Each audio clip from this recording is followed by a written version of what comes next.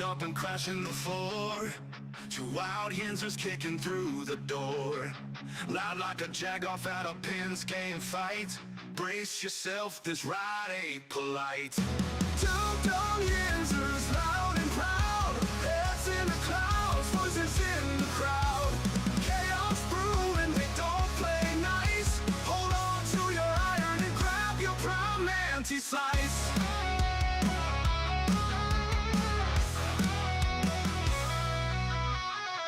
Tales from the burg with a hint of mayhem.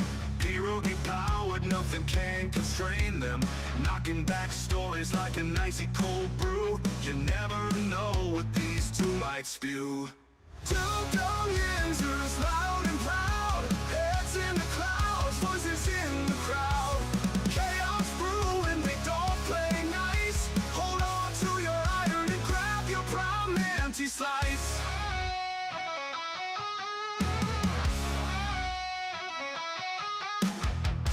From the bug with a hint of mayhem. Pierogi powered, nothing can constrain them. Knocking back stories like an icy cold brew. You never know what these two might spew. Two Dum Yinzers, loud and proud. Heads in the clouds, voices in the crowd. Chaos brewing, they don't play nice. Hold on to your iron and grab your prime anti-slice. Rivers collide where the laughs always flow. Black and gold thunder everywhere they go. The madcap kings breaking every mold. With two Dum Yinzers, the stories don't get old. Two Dum Yinzers, loud and proud. Heads in the clouds, voices in the crowd. Chaos brewing, they don't play nice. Hold on to your iron and grab your prime anti-slice.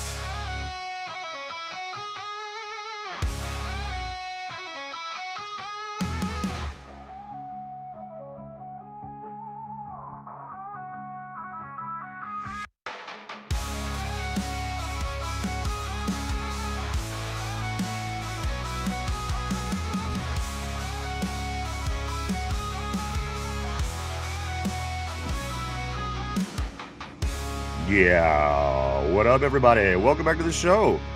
This is episode 996 of the Two Dum Yinzers. Welcome back today, everybody. Yeah, 4 short shows away from the big 1,000. We are on the countdown. We're getting there. We're getting there real quick, actually. Michael, how are you, man? I'm alive. I'm here. I'm ready to go. Looking good, buddy. Looking good. Close. Yeah, man, we're getting there. We're getting there. We're getting there. Good morning, good afternoon to everybody, no matter where you be coming from. Welcome to the show. Welcome to the show. Welcome to the show. I do want to say what's up to everybody that's walking to the door early. Say what's up to my man. Don't drink that. Corey, always in the house. Always love seeing Corey. Get back to him in just one second. I do want to say what's up to Christopher from South Florida, all the way from Miami, checking in today. Always great seeing Chris. I know that he's getting excited. Steelers season is right around the corner. Also, I do want to say what's up, Just Learning. My man, always great seeing Just Learning on the terrible board.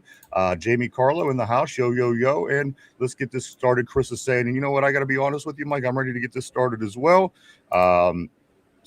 Just Learning says, Ryan, make a meet and greet for the gays. We got it, baby. Hey, if you want it, we got it here on the show. Welcome back, everybody. Welcome back. It's from Mike. Gotcha. Jamie, okay, from Melbourne, Florida.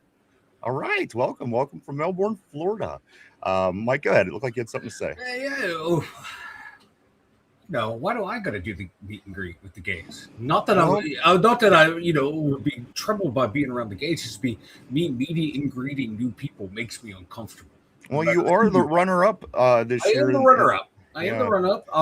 And it's like American Idol. You know, just because you didn't win, it doesn't mean that you're out. You have to go out and I still have duties to celebrate. Yeah, absolutely. Okay, Push the brand, things like this. Okay, that's fair. That's fair. You know, like before the contest, I did think I was a gay icon because everywhere I've worked with, there's someone who was gay. Everyone has loved me. And then this competition happened and it kind of burst my bubble a little bit. So maybe the meet and greet will help boost my ego back up. All right, you got it, man. I wasn't actually going to have you go, but since you want to do this, you got it. Let's say what's up to everybody. Also, Mike walking in, just learning, dancing, food, drinks. That's right. Okay, now we're sounding like a good time right here. And I do want to say what's up to Corey, my man, all the way from the Midwest, coming in with he is the host of the podcast, Don't Drink That. If you're into conspiracy theories, any kind of conspiracy theories, I know that Corey has you taken care of over right here on YouTube on Don't Drink That. It's a great podcast. I spent a lot of time over there. I encourage you to do the same. Really great stuff. RB in the house as well. He says, Derby won the golden shower. You have to settle for the silver. I don't know if I want the silver shower. Because I know how all your sick minds work. I don't even know what you're talking about. Let's go right. I do want to say what's up to RB. Always great seeing RB from the show. And I do want to say what's up to Jello Donut. And he says the moon landing is fake. And I tend to agree with you, man. I do want to say what's up to Jello. What's up, everybody? Welcome to the show. Welcome aboard. Glad to have you. Mike is in the house, feeling looking good and feeling gay today, which there's nothing wrong with. I'm allowed to feel happy. You are allowed to feel happy. Just learning says dress code, less the better. There you go, Mike. For me personally, the more clothes I wear, the more comfortable I feel. And the more clothes you wear, the more comfortable we feel as well. That's fair. Why do you think I got a hoodie? Why do you think I started wearing the cap? I don't know, my friend. More clothes, the better. We do have a lot to get into today. I want to start with a couple of things, actually. First, Mike, let's talk about your injury. So yesterday, Mike and I were doing a little work after hours. We'll talk about that in just a few minutes. And we're sitting much like we are right now. And we're talking to one another before we started the project. And I look over at Mike as he sits right now. And he started wincing in pain, grabbing at his neck. Apparently, he got injured sitting here talking yesterday. And it was agonizing. He just kept going on and on about this neck and the wincing and everything. And it beat because I usually make fun of him for he got injured one time for going reverse in his car. He twisted his back or something. But this tops the cake, Mike. You literally got hurt by just sitting there and talking today. No. I aggravated it while sitting here and talking. My muscles got all tight when the power went out, when I was sleeping in my car, sleeping at the floor on the floor at work, and my body, I hit the palsy like this, I hit the palsy, and my muscles seized. It's still a knot in my shoulder. It's almost all the way gone. It's like between my shoulder and my neck. It's almost all gone. Yes, exactly like Peter Griffin, Corey, is what that looked like. It's exactly what I seen. I don't know what the hell he's talking about. I could tell you what I seen. I was sitting right here, Peter Griffin, literally just like this, and it spasmed like a back spasm. I'm like I got shot, like I was Kennedy. And I'm just sitting here looking at him like I just seen a retard with 10 heads walk by. I thought, what the fuck can you possibly? What's going on with you? And it still hurts right now too. Now that we're talking about it, like it's the knot is back there throbbing. Jello Donut, he tends to agree with you, Mike. He says, I feel that, Mike. Somehow I wake up from sleeping. I can't move my neck. It never goes away and always comes back. So there you go, Mike. You were going to be on, Mike. You were on the PUP. I got to be honest. I am. We're going to put you on the physically unable to. No. I'm able to play through this injury. I'm not a soft baseball player.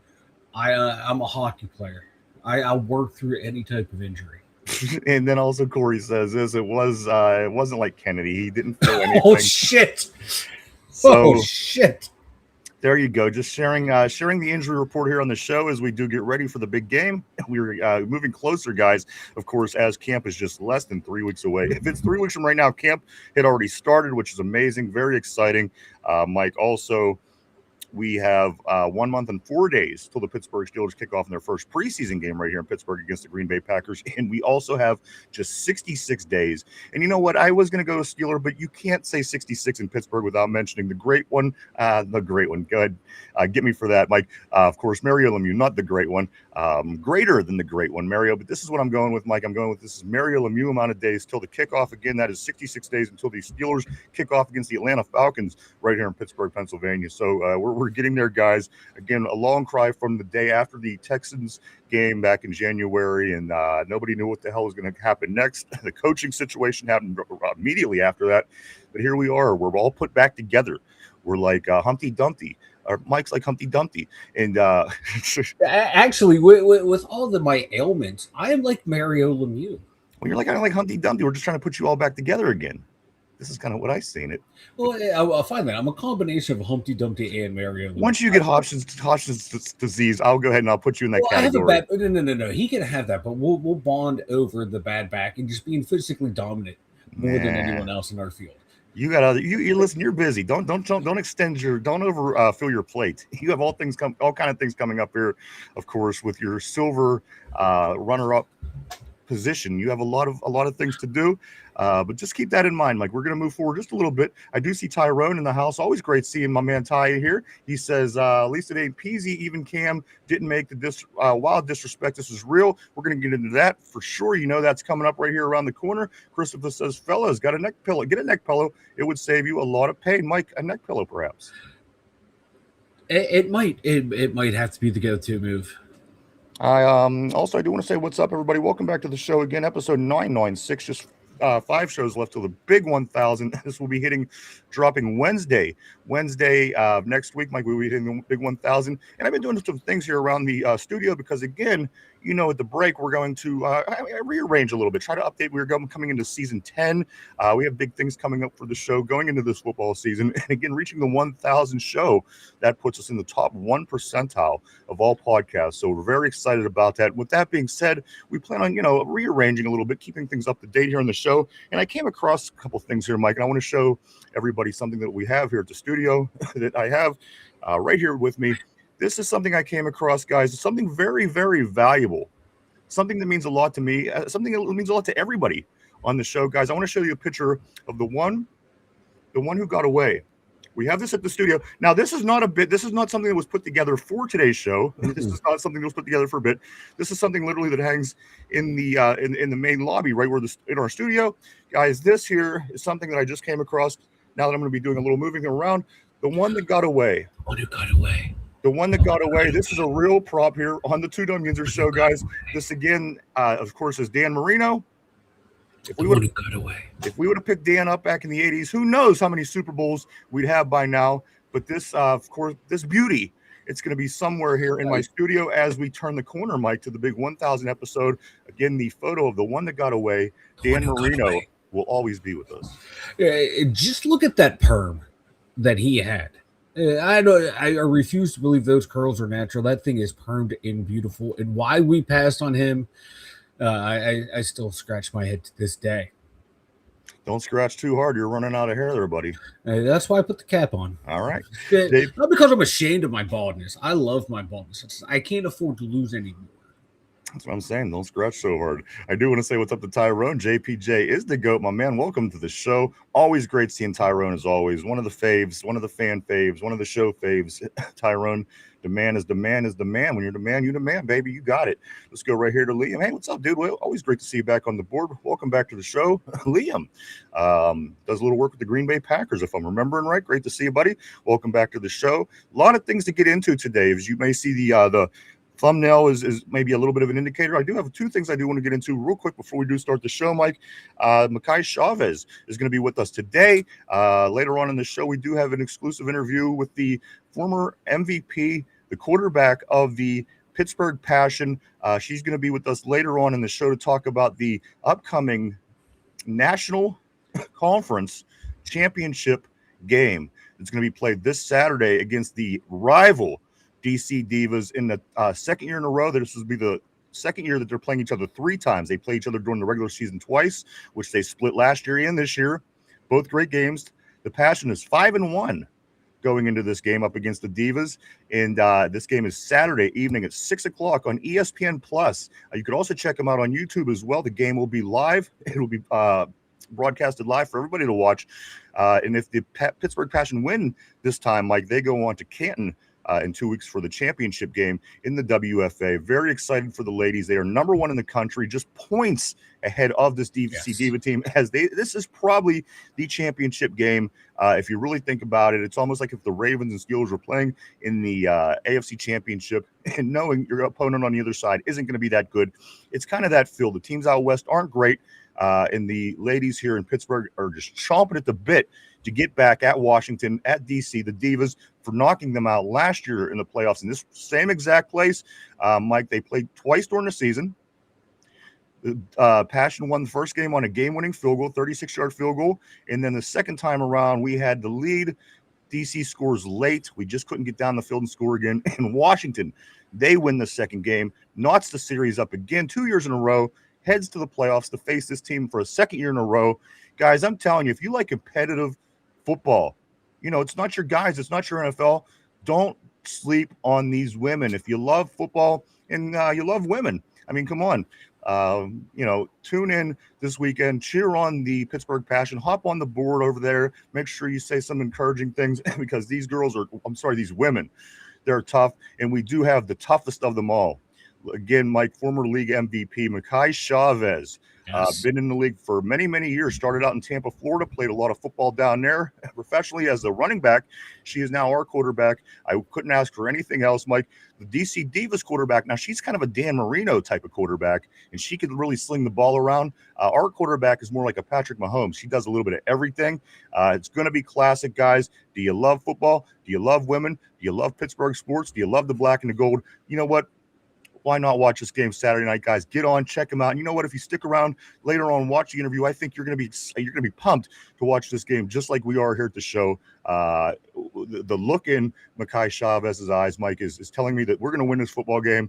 Again, this Saturday at Shar Valley High School, a home game. We got Pittsburgh Passion, DC Divas for the shot to go back to Canton for the championship game. So very, very excited. Just learning, like myself, he loves women. Turn in this weekend. What you're not listen. What do I have to gain by convincing you to watch this if it isn't any good? I got pulled in about 3 or 4 years ago, and I watch these women every freaking weekend. And Mike, it's because they're that good. It's great football. It's not dainty, girly, nothing like that. These women play. It's full force, full physical game. Check it out. Saturday this weekend, the big one, Mike. Coming up, again, Pittsburgh Passion, DC Divas. Stick around. We do have an exclusive interview later on in the show with Ms. Makai Chavez. Very excited to talk to her. I know she's going to bring us home. I know she's going to bring us home for us, Mike. I just know. It is like they're the best shot right now to bring another championship to Pittsburgh. If you want to watch the Pittsburgh team win a playoff game because you haven't seen that in 10 years, right? By all means. Yeah. Like they're our best opportunity right now. So I'm rooting for them. It is like this game is like the Steelers Ravens. It really is football. It is. It's always a close game. Usually, whoever wins this game goes on to win the championship. So it's going to be it's going to be a big game. Going to be a huge game. Yeah, I'm looking forward to it. A lot of things about these games, Mike, they're really, really. I mean, they're physical. Again, they're between two rival teams. They're very disciplined. They're well coached. I mean, this Pittsburgh women's football tradition goes back forever. And the coaches from now or quarterbacks back in the day. Believe me, guys, turn it on. Listen, if you don't like it, then turn it off. But at the end of the day, I'm not steering in the wrong direction. I thoroughly enjoy watching the Passion play football. I think you're going to get pulled into it if you do check it out. So go check that out. Again, Makai Chavez today with us here later on. The big game, the conference championship for the rights to go to the Captain championship game for the Women's Football League this Saturday, 6 o'clock, Shar Valley High School, guys. One other thing I'm going to talk about, Mike, and we got all kind of Steelers. We got all kind of disrespect. We got all kind of a lot of things going on today with the black and the gold. But real quick, I watched the most pirate game I've ever seen in my life yesterday. Jared Jones might go 6 perfect innings. Perfect innings, not no hitter, perfect innings, and gets yanked after the 6th at 77 pitches, only to have the next pitcher come in, the reliever, and give up a hit on the very first at bat. And then Joey Bart, who we just traded away to the Atlanta Braves, steps up. It's a 2-run homer. We lose this game ultimately 3-0. It was the most Pittsburgh Pirates thing I've ever seen in my life. If you want an explanation of what the Pirates season is at this point, watch yesterday's game. Dominant pitching by starting. Again, a perfect game through 6. 77 pitches, you yank him. You bring in a guy, he lets up a hit the very next batter. And again, Joey Bart, who we just sent Atlanta last week on a trade because he was shit here before being injured. It was shit. We shipped him down there. He hits a 2-run jack to win ultimately in this game. So again, if you want an idea of how it feels to be a Pirate fan, go check this game out. You're going to get a perfect feel of how it's been for us for many, many of years. And a lot of you Pirate fans know what I'm talking about. It's no surprise, guys. That is the Pirates. I'm already. Yeah, go ahead, Mike. I was going to say their justification is, oh, well, he's coming back from injury. We're easing him back in. Then why have him fucking start? If you're only going to allow him to pitch 70 some odd pitches, don't make him. Don't start him. I've never seen make him come out of the bullpen after 6 innings with a perfect game ever get yanked. I don't think I've ever seen that in my life. Put him in It- for it's another a batter. false- Listen, Mike, if you put him back in the 7th inning and he fucks up, take him out. Yeah. Or something happens. He's still at 77 pitches. Let him go out there and throw it. If he comes and if he's noticing, if you and your pitching coach notice, like, hey, he's looking, the arm doesn't look as good. We're looking at his face. He's kind of hiding some pain. Go out there and talk to him. Like, how are you feeling? Can you make it through this inning? And then let him go through. Then you keep talking to him after the inning. Keep an eye on him physically, but you let him go out there. Because if he's good enough to start, he's good enough to keep going out there. None of this bullshit artificial pitch count. Yeah, I know he's coming back from an injury, but if he's not 100% to go out there, why are you throwing him out as a starter? Why not use him as a long reliever in the bullpen? So understand that the Pirates aren't a bad team. They have terrible management. The coach, he's a fucking moron. They have when they're healthy, Mike, the rotation it's top notch. It really is. And again, the offense, they are more productive than any offense in the history of the Pittsburgh Pirates franchise, and they are the 3rd team with the most runs in the whole entire league. Does that sound like a team that's just 500? This comes down to many bad games coaching this baseball team and didn't put them in the best position to win. And they've been doing it all year, Mike. It's starting to be hard to feel bad for them, but it sucks because we waited so long for them to go out and pay money to build a team. They did, and this is the results we get because the coach is a schlub. It is more. We haven't had a good manager since Jim Leland. I know a lot of people love Clint Hurdle, but he made stupid fucking decisions all the time too. Oh, we're not going to play our best player because this and that in a playoff game. Let's keep with the current guy. We went through years of Clint Hurdle bashing. But I know people love him here in Pittsburgh. Oh, Clint Hurdle, no, he sucked too. Yeah, you know what? Give me fucking Lloyd McClendon. Lloyd McClendon would not have pulled him. Lloyd McClendon would have stolen second base or first base or whatever, but he would not have pulled Jared Jones. No, not a blown save because we scored no runs, Vegas. So unfortunately, it wasn't. And unfortunately, we had a perfect game through 6 innings. So there you go. It's not like we were bringing in Ricardo Rincon. It was like we were bringing in Ricardo Montalban. Our bullpen. Wow. Our bullpen is trash. But anyway, Mike, they got to. It should have just brought in Derpy. Yeah. Throw the titty ball. Mike, so finally that is everything going on here in the Berg as far as our sports goes. Let's get into some Pirates back in action today. They're actually playing right now. Game 3 rubber match against the Braves. That is going on as we speak. Let's get into some football. Should we, Mike? Let's do it. Camp, Mike, is on the 28th. The guys are going to start showing up. The 29th camp officially starts on the 3rd of August. The pads come on the 8th. It's Saturday Night Lights. Mike, used to be Friday Night Lights for many years. It's Saturday Night Lights, and then finally the 17th, they are going to wrap up camp. If you could believe this, it's Mike, we're a month away from being in preseason football. It's going to be a month and like 4 days. We're going to be playing Green Bay. It's going to all mix in with that last week of camp. By the time they finish the first game, they go back to camp. Then they play the next game, I believe. And then after that, everybody heads home. So it's all getting really close. It's getting really real, if you will. The Pittsburgh Steelers camp is, guys, less than 3 weeks away. If it was 3 weeks from right now, we would be at camp. Camp would be it would be full swing at this point, Mike. 3 weeks from now, again, also a little over a month, preseason football in 66 days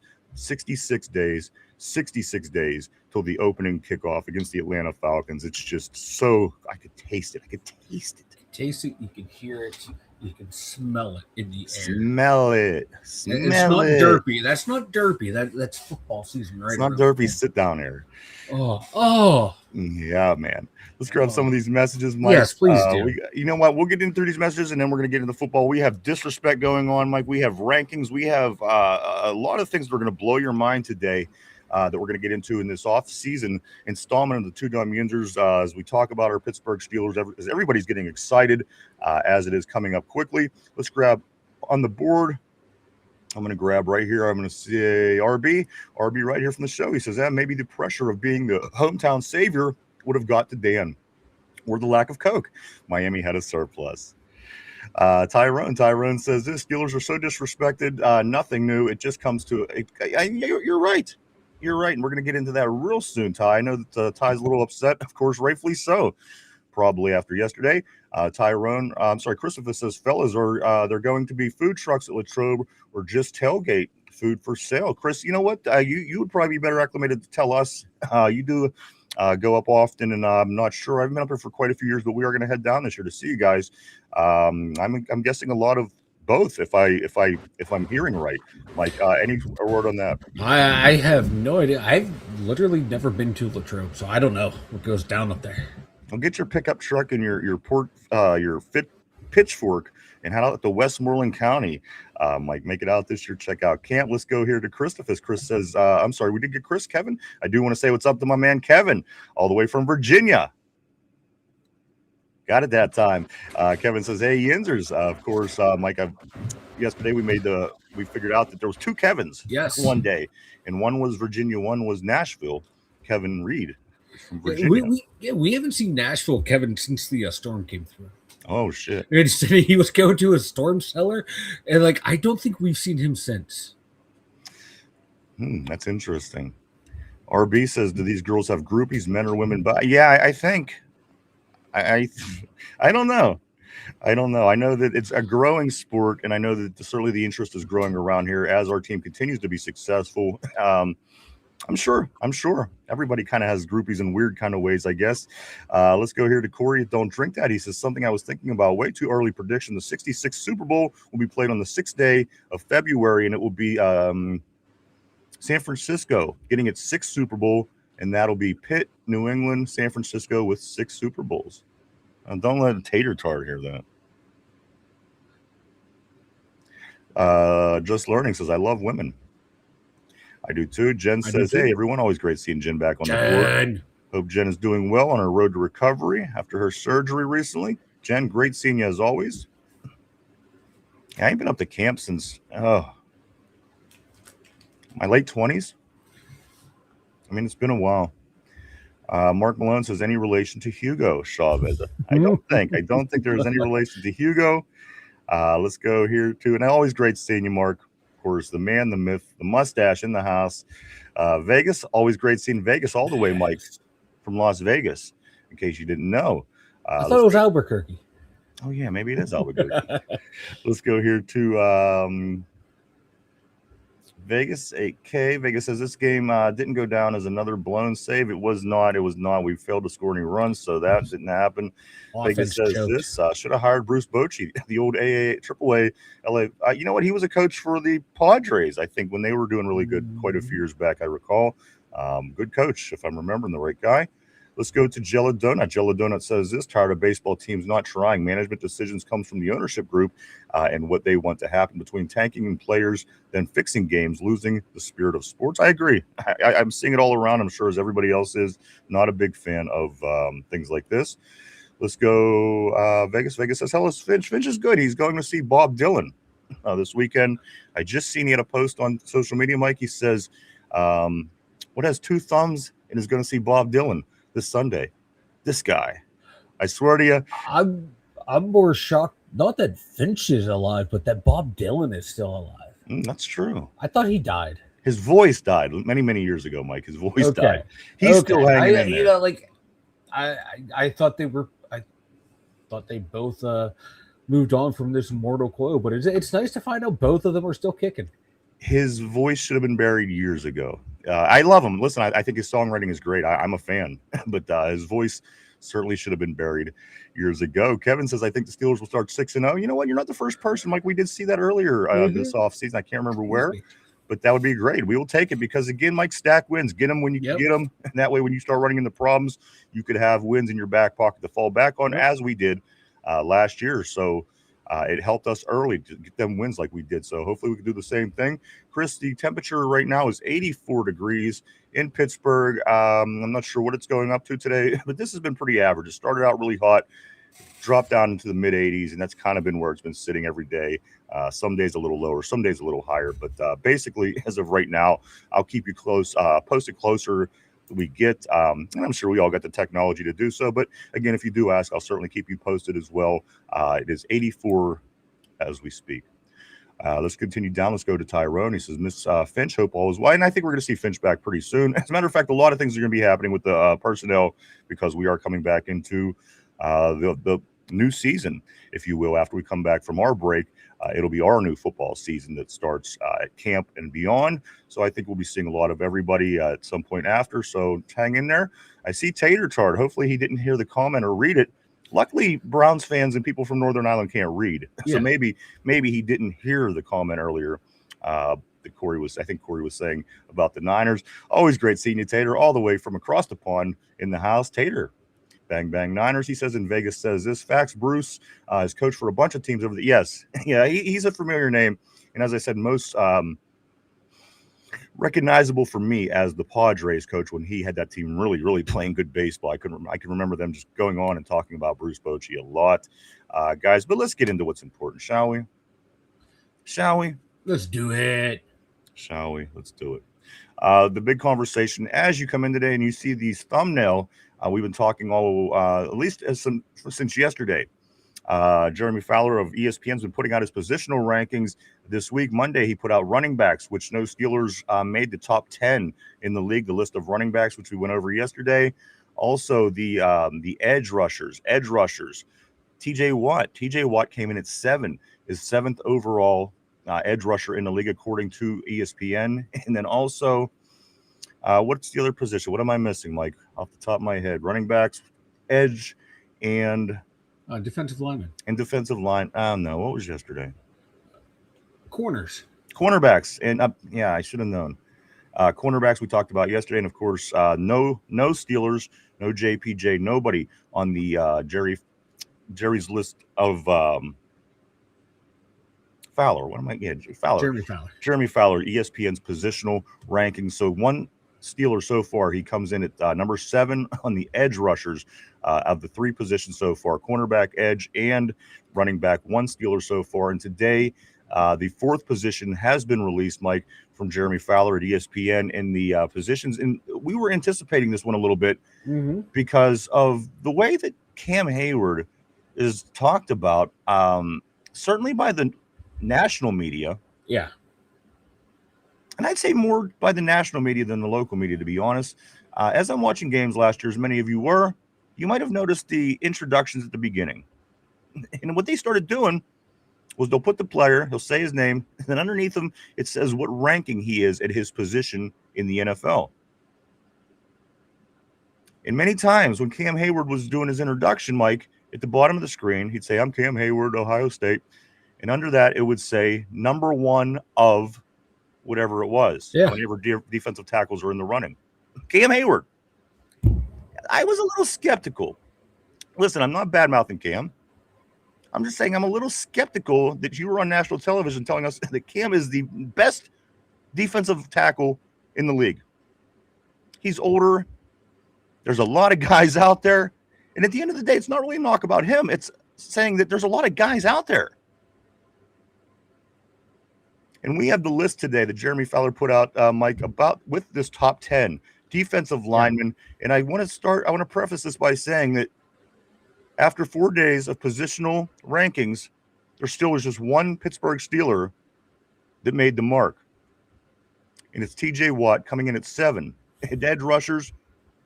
Let's get into this list of defensive linemen that ESPN.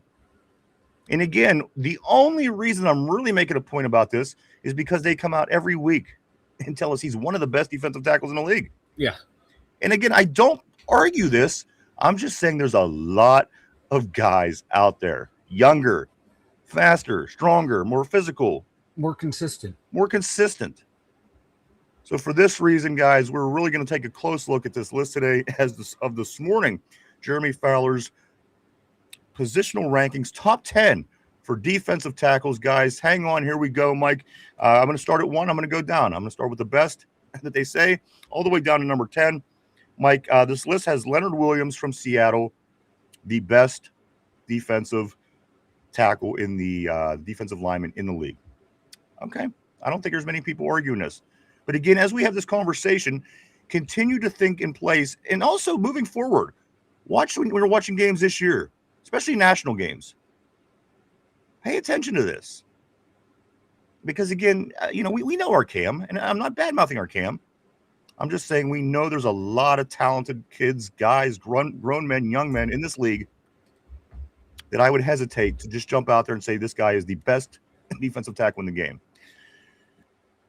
So with that being said, Mike, let's go to number 2. Number 2 behind Leonard Williams from Seattle. Number 2 is Jeffrey Simmons. Jeffrey Simmons, Tennessee, great defensive lineman. No debate about it. He comes in number 2 on this list. Mike scoring high on the list. Yeah. And nothing away from that gentleman. He takes number 2. Yeah, he might be my number 1. I think that kid he's amazing. And light on his feet and strong. And I don't think that you're wrong for making him your number 1. Any of these guys, they could all be your number 1 to a certain point. Let's get to number 3, my favorite. You know I like this guy, Mike. I liked him since college. I liked him since the draft. I like him in Philadelphia. I liked him since I seen him dive under the center's leg to try to intercept a spiked ball. Number 3 on top 10 defensive tackles in the league, of course, is Jalen Carter. Got a little trouble. Georgia there at the end. I liked him in the draft. There was crazy talk for a split second during the draft. Go after him. Why not? Go after the best guy. Go after this Jalen Carter. Mike, we did not. He goes to Philly. He on this list is number 3. I think a bit high just for my taste. A phenomenal pass rusher. His run defense has gone down every year, but I can understand the argument that the league's execs are saying for him.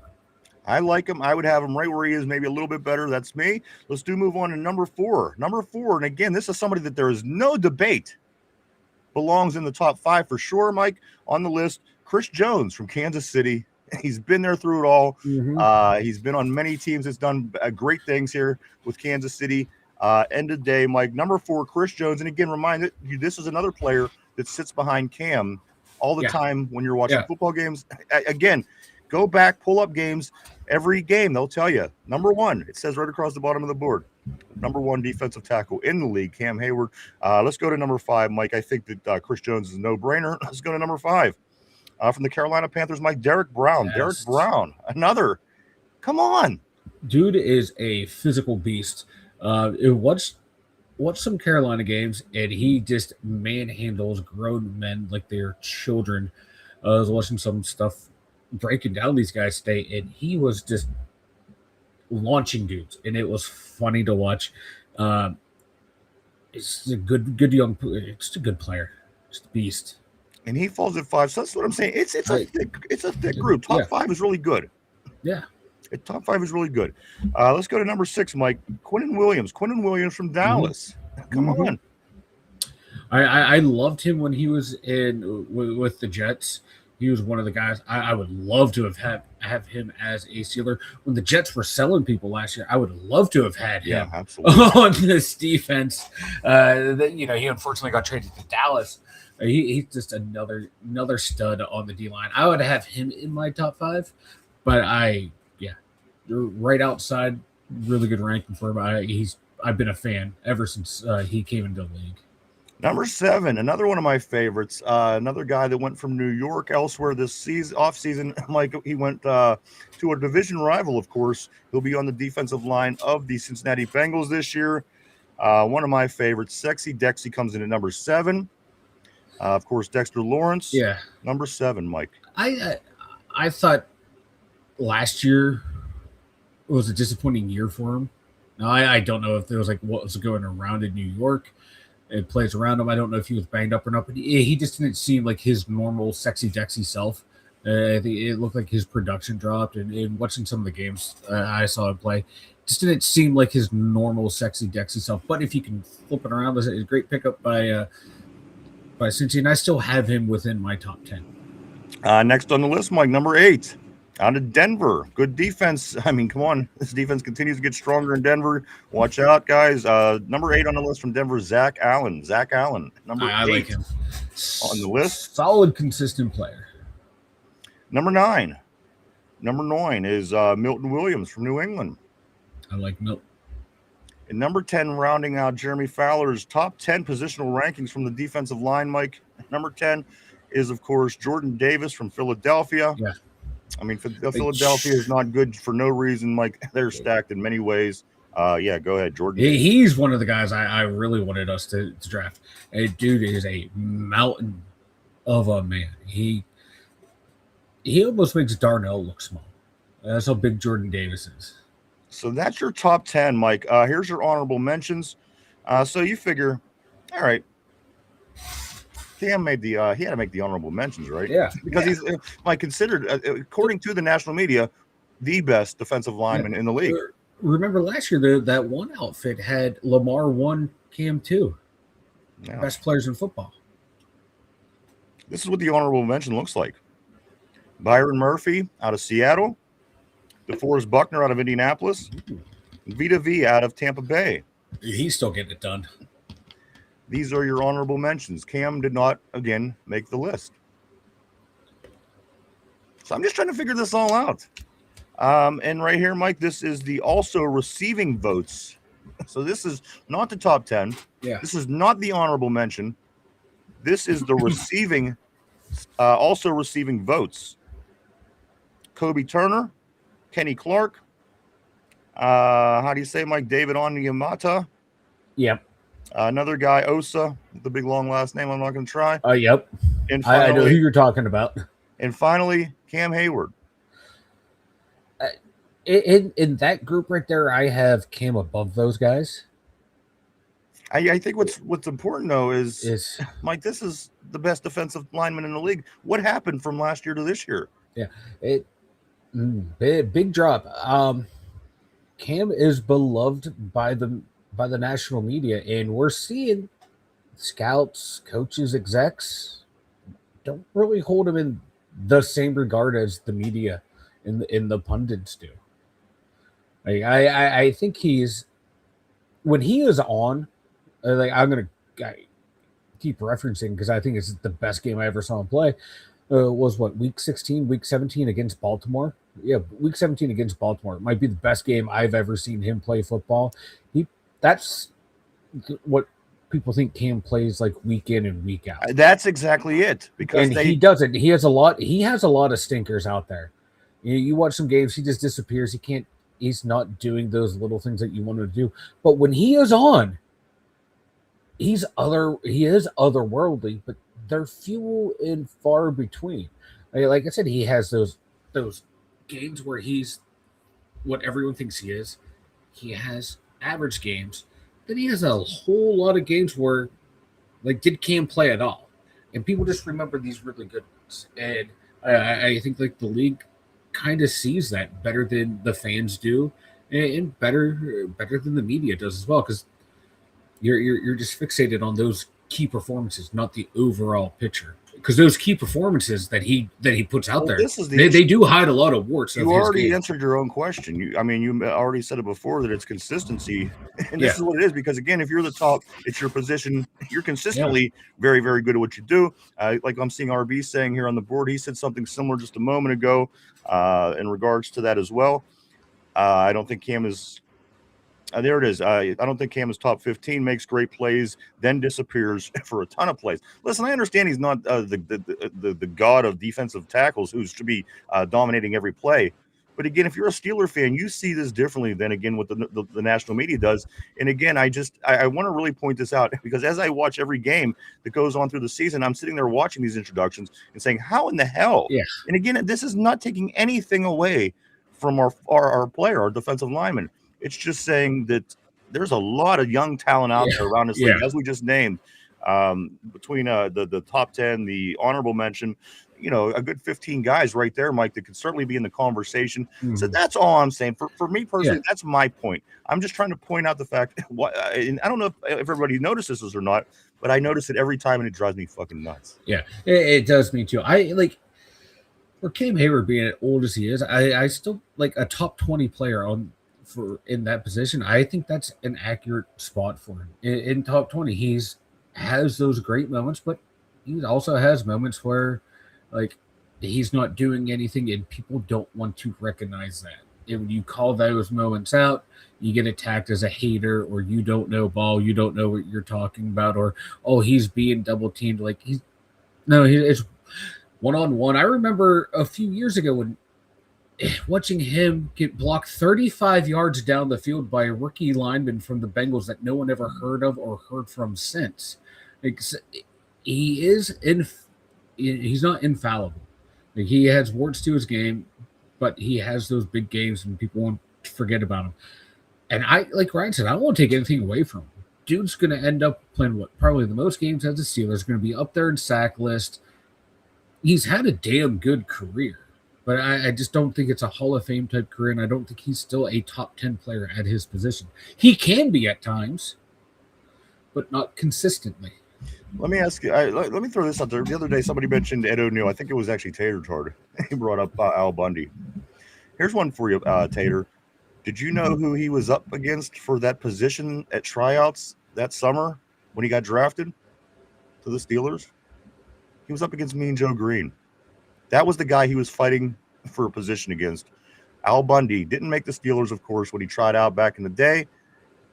He lost ultimately to Mean Joe Green. So at the end of the day, for a guy that failed, Mike, he really fell into roses, came out smelling like fell into shit, came out smelling like roses. Yeah. Because again, he makes it that far, couldn't get it done. But you know what? I lost out to Mean Joe Green. Lost out to a Hall of Famer. Let me go find out what else I could do. Oh, I could go be Al Bundy and then do Modern Family. I mean, Mike, talking about a guy who comes out smelling like roses at the end of the day. Not a bad life story if you are, of course, Ed O'Neill from Youngstown, Ohio. Not that far away from here, as a matter of fact. Derpy loves the Penguins. Mike, he loves those Youngstown State Penguins. Yes, he does. Let's talk. Let's see what's going on the board. Might get some thoughts of what people are saying about this list. Of course, this is the fourth day in a row. Jeremy Fowler put out his ESPN top 10 by position rankings. Mike, one Steeler so far is on this on the list out of 40 people that were selected. Of course, TJ Watt comes in at number 7 at the edge rusher spot in these lists. So there you go, guys. This is where we're at. Mike, these lists continue on for about 10 more days until they get through all the positions. So we'll continue to keep up on it as well. Let's get back on the board, see what everybody's saying about this and much, much more. A lot going on today. We do have a lot to get into, guys. As a matter of fact, as the show goes on, we also have the big interview later on with the former MVP of the WFA, Mike, in the Women's Football League, Pittsburgh Passion's quarterback, Makai Chavez, will be with us later on. Let's get through this board, though, right now. Let's go to right about Vegas. Vegas says, coming back from your vacation with the Steelers, colored beard. Possibly. I thought about that, actually. Who knows? Trying to make some kind of changes, keep things interesting. Let's go to Vegas also. He says, I'm sorry, no. Yes, of course, you made the comment about Bruce Bochy. We did get that. Kevin says this, Heinrich will make the team and we'll have 4 touchdowns, in my opinion. That'd be good for the kid, for sure. Would certainly be good for him. Tyrone says, shaking my head, you can't name me 5 better corners than Porter and 5 better defensive ends than Cam. Let's go here to Vegas. Vegas says Jeremy is as good at basketball too. Speaking of which, I watched the Indiana Fever play the LA Sparks last night, Mike. And I got to be honest with you, Sophie's looking good as ever. She just and she must have been out in LA getting sun because usually she wears sleeves when she plays. She didn't have no sleeves, but she was really, really red, like, from the sun. Ooh. Looking good. Who knows who the hell won or whatever? Who knows? I think LA won. Let's continue. You won by watching. I did win. Let's go right here, Mike. Let's go to Mark Malone. I almost went with the Karl Malone reference, of course. The great NBA player. Cam is a better defensive tackle than JPJ is a cornerback, Mark Malone is saying. That's interesting. Cody says this, Cam killed it last year. No, you're right. Again, I'm not taking – listen, and that's one thing I want to make clear. I'm not taking anything away from Cam. I thought he played amazing at times last year. But at 37 years old, is it fair to say that he's the best out of all these guys? Tyrone says, Mark, you can't compare that, LOL. That's kind of what I was thinking as well. Tyrone says, facts, Cody, he's top 6 defensive end in my book. Let's continue down here to Jamie says this. Bruce Bochy from where I am in Florida. Oh, that's awesome, man. Did you ever get to meet him? Did you ever meet the coach? Let's go here to Mark. Mark says Cam top 10, JP Che, not top 10 corner, tie. Just guys been lethal. They've been brutal, man. They have been. They don't let up. They're relentless. They're a relentless group. They are. Let's go here to Tyrone. He says this. They both top 6 at their positions in my book. Just a JPJ hater, and I think that's what it is.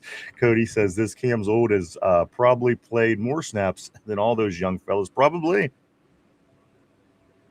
But you know what? At the end of the season, if shit falls and things don't go well, one of the first things we're going to start doing is blaming the older players. We're going to say, bring the age group down. You have Jalen Ramsey's, you have Aaron Rodgers, you have Cam Heyward.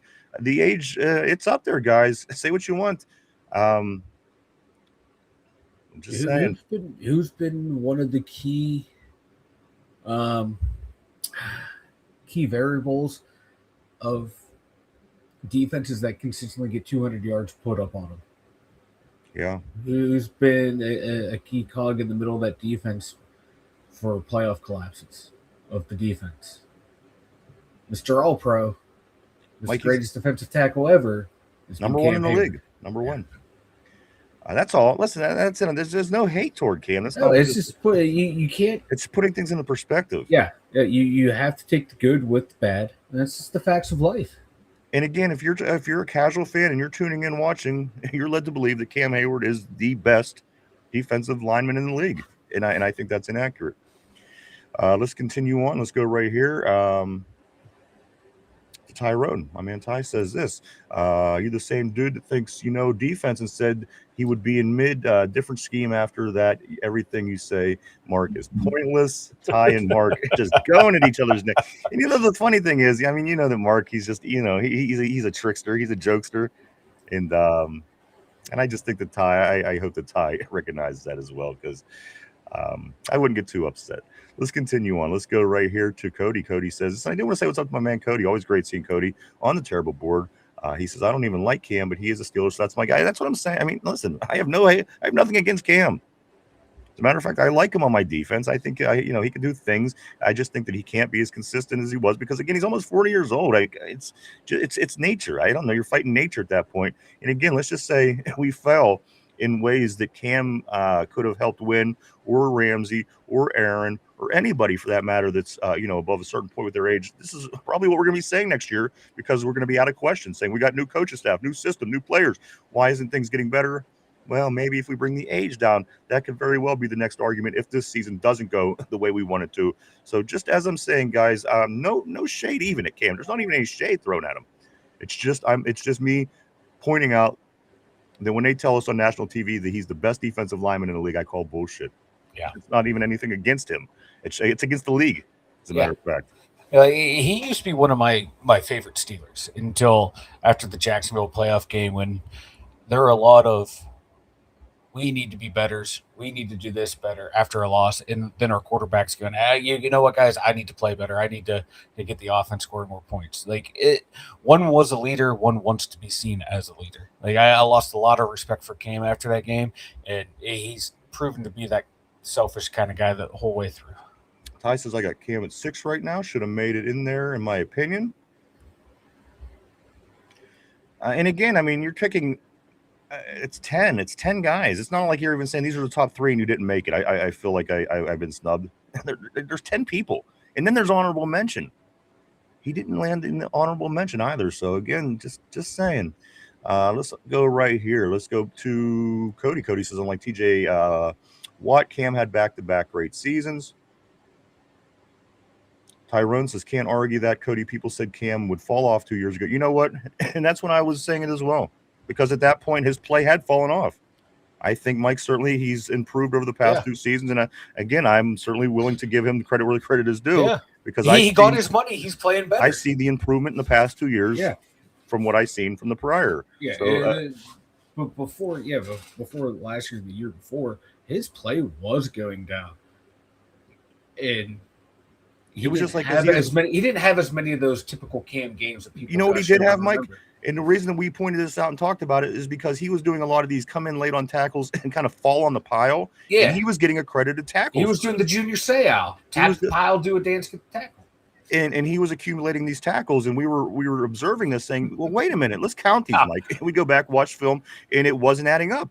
And what it was he was falling on the pile after the play or at the end of the play when the guy was already down, and he was getting credits. So again, whatever it is with Cam, this he bounced back the last 2 years, but there's still a lot of bad games in those 2 years where he disappeared. He was not there. Yeah. But when he's on, he's on. Let's go to Cody. Cody says this, Mike. He says, I would go as far as saying Cam was our best defender last year. And again, he did have a good season last year.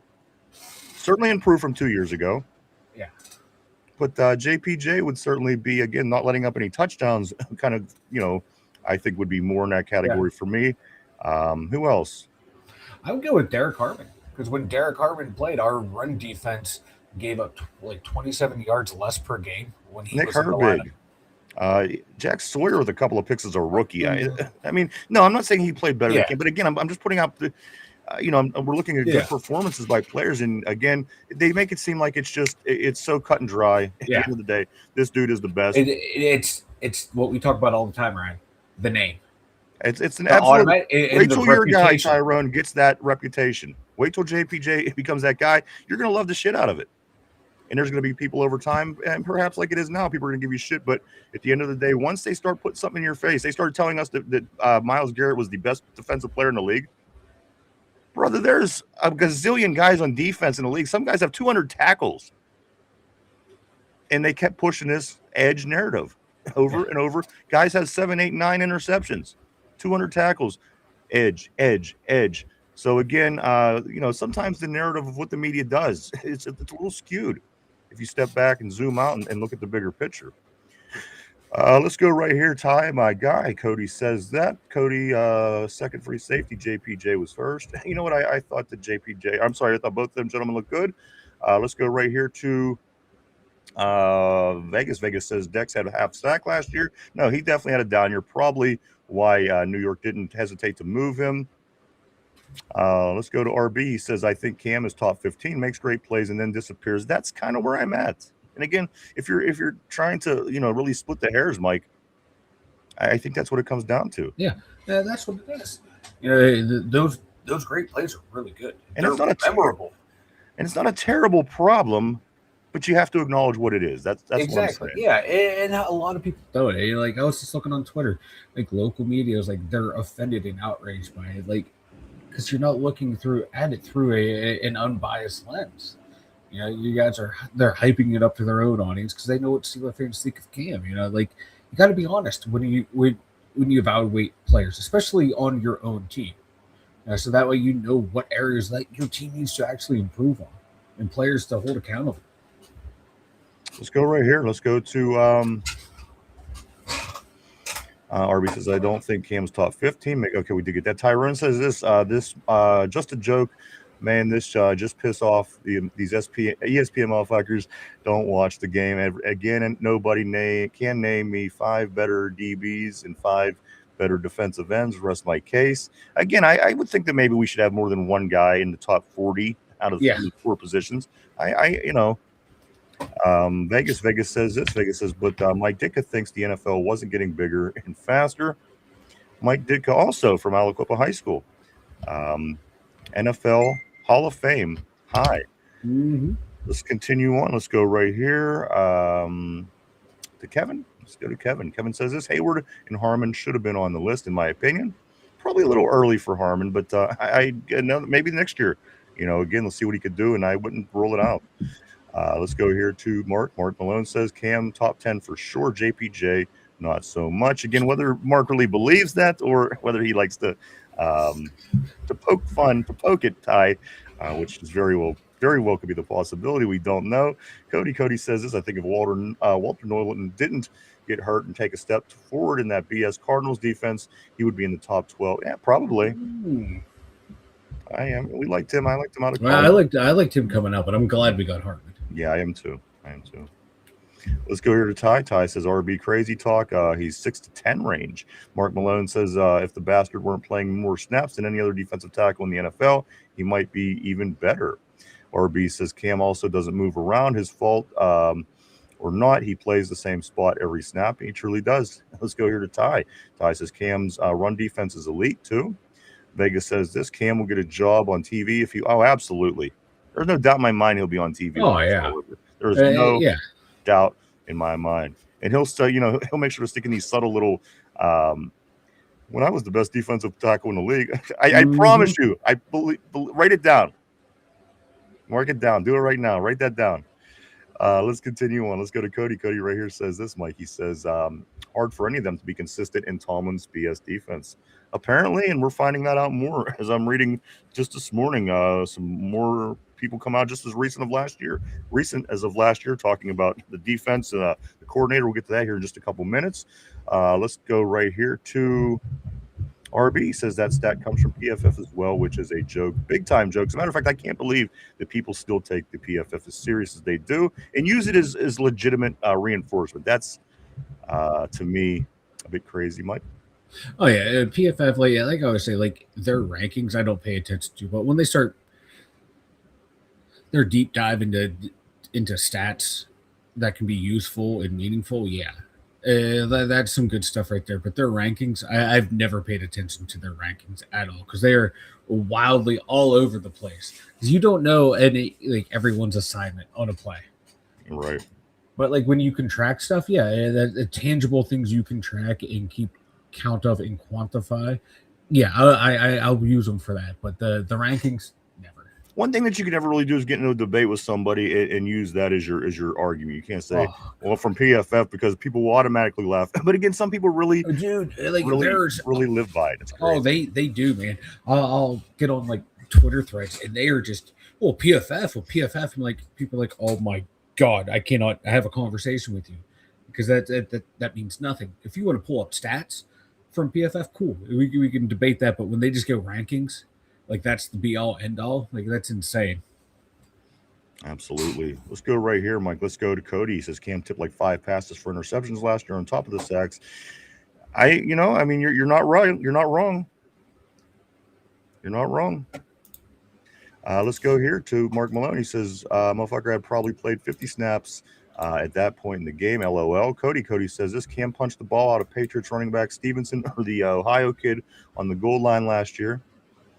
Okay. I'm not taking anything away from him. I'm just saying there's guys that are better than he is. Younger guys, which again, it's a young man's league. And I guess there's exceptions. Tom Brady was still winning Super Bowls at 40. I'm just saying that there's people that are better than he is. There really are, and this list shows us that. But again, just kind of throwing it out there, Mike. The NFL, the NFL, I guess they do put it out before every game that he is the best defender in the league. And my question is, what happened? What happened if he was the best defender all year last year, best defensive lineman, and then you come out after the year and put this list, and he's not even on the list.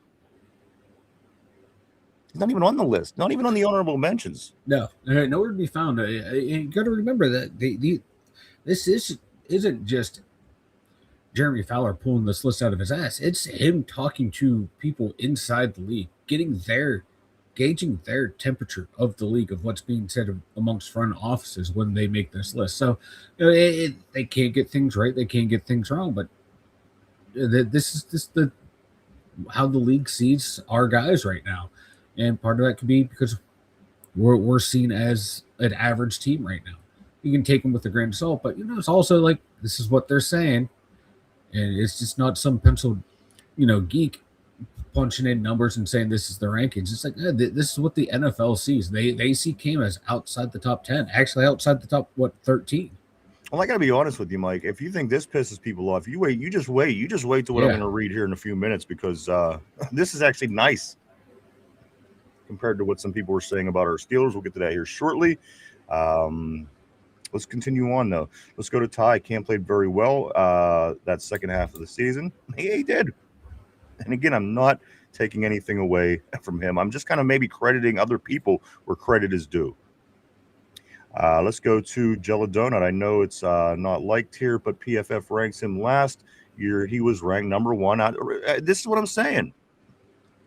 So, I mean, this kind of goes a couple directions off what we were just talking about with PFF. But at the end of the day, to take a number like 1 and say that he's better than 134 other guys, you have to think about that and say, is number 1? Yeah. Out of all these kids? That's all. Jello, I mean, that's all I'm trying to say, man. Let's continue down right here. Let's go to Cody. The Code Man says this. He says, that was me. I said Ed O'Neill. Okay, that was you. Absolutely, Cody. Yes, and he lost out to Mean Joe Green. So, again, at the end of the day, that's what brought us Al Bundy. You got to thank Mean Joe Green if you like Married with Children, and I do, and I love it. As a matter of fact, I grew up watching it every single night before school, 11 o'clock to 12 o'clock. It was on 11 and then 11:30, 2 episodes back to back. The reruns already was always into Married with Children. Let's continue down here. Let's go to Tyrone. He says this. Tyrone says, Stevenson, Cody, he fumbled twice. Yes, sir. We need Cam and Porter. They're going to be, and listen, I'm going to be 100% honest with you. I'm going to be rooting for both of these guys. I mean, especially JPJ, no reason not to. But Cam, I'll be rooting for him just as much as everybody this year.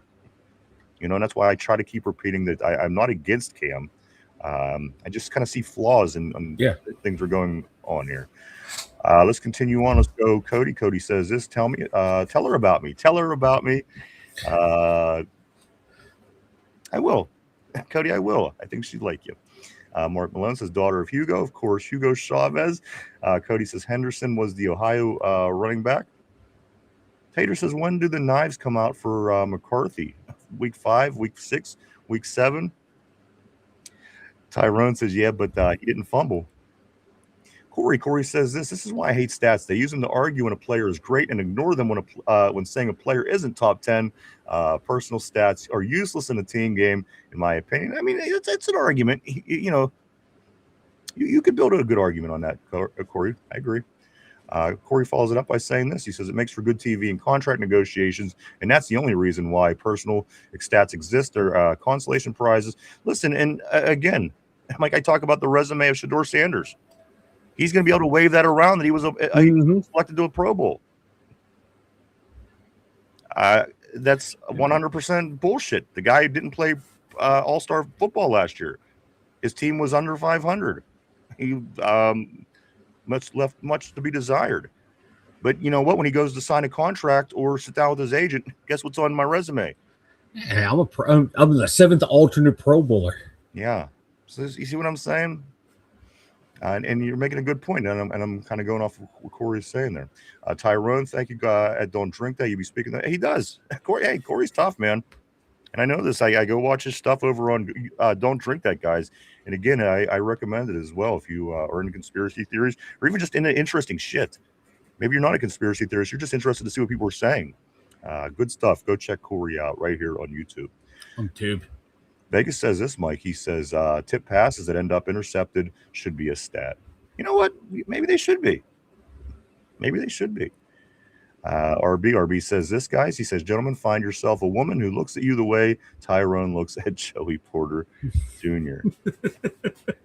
Been trying my whole life. Yeah. Let's go here to Tyrone. Tyrone says this. He says, honestly, without Cam and Porter, Mike, I think our defense would have been in the last in the league. No joke. I think the defense will be just fine without Cam. Let's continue, Mike. Let's go to Jello Donut. He says, don't drink. I don't understand why you feel that stats don't matter. If they are not tackling, then they are shit regardless. Stats are very important. How you can track pancake blocks by the offensive line. And again, I'm not, I think he has an argument. If he does that right, you can make a good argument. But I ultimately agree, Jello. I mean, I look at stats a lot in every sport. I love numbers, and it's just something that I go by. And again, I can find inconsistencies when I look at numbers a lot of times, very naturally. Let's go to. I was going to say, like, stats tell a big part of the story. Stats and film, you need both. You can't just look at both. You need the complete picture. Stats play a big part into it. I think this is another one shot at RB, perhaps. Tyrone says, fellas, get to a person that actually knows football and a real insider. Let's go to the back to Ty says RB, you just said Cam isn't a top 15 defensive end. You should stop talking football like for real. Save yourself. You annoying as fuck. You don't have the shit you be talking about. We all just laughed. Let's go to Ty. Ty says agree. Mike, JPJ, Cam Harmon was my top 3 defenders last year. Let's go Jamie. Jamie says played softball against him and Doug Flutie. Against Bochy and Flutie? That's pretty sweet, man. Did you tower over Flutie? And I don't even care how tall you are. You could be 5.5 foot. I'm pretty sure you would have towered over Doug Flutie. He was, of course, a little guy. Let's go here to Cody. Cody says this. Mike, he says we have a lot of young guys. Also, too. Harmon, Herbig, JPJ, Peyton, Wilson, Briscoe. Believe me, baby. Mm-hmm. And again, this is off season. This is back of the wood stuff that again we'd probably be talking about. But ultimately, when it all comes down to it, these are our Steelers. I'll be rooting them on week after week, no matter who they are in our uniforms. But we're getting very close to the end of our last season, Mike. Again, coming into our new season here on the show right after our break, heading into camp, heading into preseason. So. Touching on some of these things, they just are what they are at this point, guys. Let's go right here to Chris. Chris says, is Benton beefed up this offseason? So did Derek Harmon. Check out the pictures on the OTAs. I will check that out. And I actually have it in my notes here, Mike. We are another day closer to camp. And Keanu Benton's a name that just doesn't keep popping up. Of course, JPJ, everywhere you look, what's going on with his contract, what's going on with his team. The rankings kind of hurt him, whatever. Keanu Benton. Getting lost in the sauce, Mike. I'm gonna hold my with my opinion. I think that he's gone at the end of this season. He goes elsewhere, and somebody else gives him money. I think you're right. Like he would be someone that you can let go and you can replace him in the draft or free agency. I agree. Yeah. Like I like him. I think there's gonna be a role for him here, but there's certain guys you gotta let go and rotate out in and out every year. He's one of them. Now, if he was like a star. Like, oh my God, like he's making this defense so much better. Yeah, find a way to keep him, but he's not. He's a replaceable cog in the machine. And you know what's frustrating? And I get this. Listen, people they get attached to these guys, and I get it. Believe me, I've been watching football for 40-some years, and excuse me, I understand it.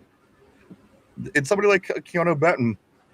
You can make an argument for one way or the other if you're a Steeler fan. And again, it's sometimes people just get, and like I said, I don't think there's anything wrong with it. I love the fact that people are passionate about football. Yeah. I love the fact that people are passionate about the Steelers. I mean, that makes me feel good as a person because I do. And it's like, hey, I'm not the only guy. And people, I share this opinion with me. They feel these feelings that I feel. And again, at the end of the day, I agree with you, Mike. Sometimes you do have to move along and shuffle through. And Keanu falls in that category for me. He might not make it. And as you said, some of these young kids coming out of college are tough, man. Yeah. I think that, again, the way that Keanu was not able to finish plays a lot of time through his first, through the time he was here, I think that was what really sold it for me. I would have liked to seen him do a little bit more when we needed him. He wasn't exactly that guy. Was he serviceable? Yes. Was he a body? Yes. But again, at the end of the day, I'm indifferent, Mike. He goes elsewhere for money. That's fine with me. I could go with the younger guy or, again, who knows, some of the younger guys that we already have in the system that's working their way through. Yeah. Just might see them be just as valuable or more. Yeah. And, certain guys are replaceable. He's one of them. You want to lock up your marquee positions, your most important positions. And right now he does not fill one of those positions or one of the roles on this defense. Nope. You can't keep everybody. So you better keep the best players that you can, and then you shuffle through everyone else. Let's go here. Let's go to Jello Donuts. Is Cam ranked number 2 in run defense last year, 5th in pass grade. He was 5th in run stuff. Let's go to Vegas. At least tackles are not an official stat. Let's go to Ty. Ty says, this facts, Cody. We have a young team. Only A-Rod, Cam, Old, and Watt up there, and Ramsey for the argument. 28, 29, but other guys, generally we are. But when you have 4 guys that are getting up there, that really moves the average. Yeah. That moves the team's age average. And, let's continue right here. Corey says this, Jello. He says, I said that because tracking stats is another way for players to overvalue themselves. If we all got paid what we thought we were worth, none of us would ever have to work again. We'd be rich. No, good point. Jamie says this. He says, I grew up with Tim Wakefield. I built a half-pipe skateboard ramp with him when we were kids. Of course, the knuckleball pitcher, Pittsburgh Pirate, former Pirate, went on to play many years with Boston. Of course, great Tim Wakefield. That's pretty awesome, Jamie. That is really awesome. See Jamie and Tim Wakefield up there doing that. Let's go here. Let's go to Vegas. Vegas says this, Mike. He says Ray Lewis got credit for tackles. He had nothing. Of course. And you know what? Michael Jordan and big players in the NBA, I always acknowledge this early, Mike, because I was really into basketball. I make a point to mention that there's a lot of times that you go back and watch games. A lot of times, they're like, oh, Michael had 5.5 steals. You watch the game, you're like the other team had 3 turnovers total. Right. You're like, wait, what? So again, who knows? We're human, I guess. Yeah, like John Stockton's assist, home v away, are all inflated too. It happens in every sport. Yeah. Like my favorite is Junior Seau because he would come up, tap someone, do a dance, and then the announcers would go crazy. People thought I was crazy until they actually sat down and watched the Chargers game, and he did like 5 times. He was another one, Mike, that the media sold to you that he was the absolute best. Yeah. You're a big animated character. You are good, but my God, man, if you can make yourself bigger than life, they'll talk about you as you're maybe better than what you actually are. Jello says this. Jello says, I don't know your profession, but take sales. You make sales, you make more money, more sales, most sales, more money. Let's continue on. Vegas says this. Wow, that's cool, Jamie. R.I.P. Tim. His rookie season with the Pirates was amazing. One of the better ones, absolutely. Here's one for you, Mike, real quick. While the Pirates popped up real quick, Brandon Lau and Ryan O'Hearn. Whatever the amount of home runs they have, it's only been 2 other times at this point in the season before the All-Star break. The 2 Pittsburgh Pirates had the amount of home runs that Brandon Lau and Ryan O'Hearn have. One of them was Bobby Bonilla and Barry Bonds, and the other one was Willie Stargell and somebody. I can't think of who it was. So to say that these guys this Pirates offense isn't good and these guys don't belong in the All-Star game, you just did something not only Willie Stargell, Barry Bonds, and Bobby Bonilla did, and that's again talking about snubs. That's the week. That's the conversation of the week. The topic of the week has been the snubs here in Pittsburgh. Big time snubs throughout Pittsburgh. Yeah, it tends to be a Pittsburgh thing. It seems to be across all sports. Tyrone says, I'm excited for Harmon year 2. I agree, man. I am very excited to see what Harmon got. Let's go to Kevin. Kevin said this season offense, top 10 defense, top 5. I love to believe you. If you're right, we'll certainly all be happy. Let's go right here. Let's go to Jamie. Jamie says, yes, sir. Only live live baseball game. My late mom watched just to see Tim pitch. Great guy. Well, I apologize. I'm sorry. I apologize. I'm sorry to hear about your mother. But that is pretty awesome. That is awesome, dude. Cody says this. They had TJ Watt at top 7, JPJ 12. Ha ha ha. NFL is Ray Charles. Vegas says this. The Raiders were 3rd in tackles for loss last year. The Steelers 105. With 105, Steelers were 9th with 89. Hopefully, Coach Graham could bring that here. Tyrone says, Cody, talk your shit. Mark Malone, MJG, always contributing. Let's go to Cody. I wasted many of socks on Christine Applegate. As likewise. Likewise. Many a socks. Her and Alyssa Milano. Those were...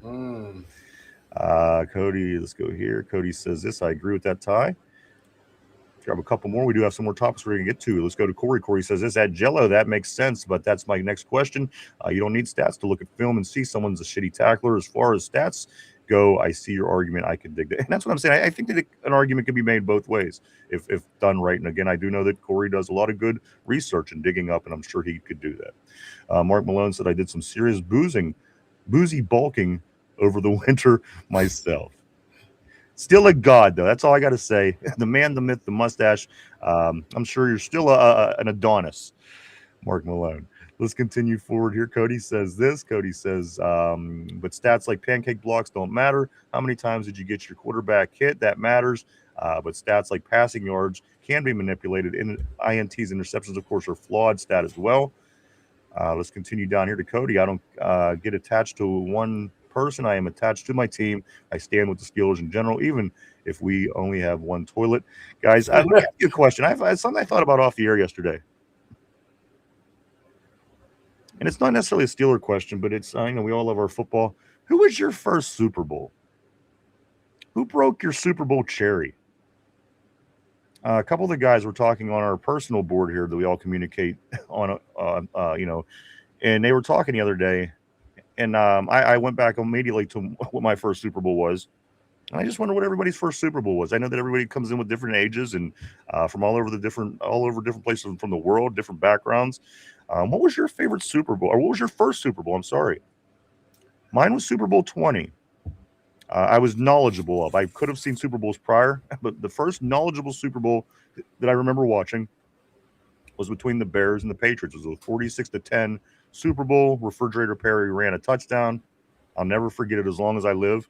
Just throw it on the board now throughout the course of the show at some point. I'm just curious. Who was your first Super Bowl? I think RB and Fincher or Derp or somebody was having this conversation. I just throw it out there. I'm just kind of curious. See what everybody's first Super Bowl was. Mine, of course, was Super Bowl 20. That would be 40 years ago. Mark Malone, same thing. Me too, 1985. That's wild. That is wild. Same here. You remember that? Was that your first? I remember. Yeah, that's the first one that I remember, just because the refrigerator Perry. I wanted to watch that game for the fridge to see if he could score a touchdown, and he did, and I was elated. And Mike, you got to remember, as a kid, we seen a very entertaining thing going on with this Bears. They had the Super Bowl Shuffle. Yep. Mm-hmm. MTV, which was our parents had on in every house, USA, and these football guys are up there dancing and singing. So as kids, this really drew us in, the Super Bowl Shuffle. Look at this Bears. These guys are fun. And then you see the refrigerator Perry story, and he gets in there, scores a touch. It was a big thing, and Walter Payton was great, and Jim McMahon with his headbands. He was a nut. Mike Singletary with his big-ass eyes looking around. I mean, he was that, again, will always to my deathbed.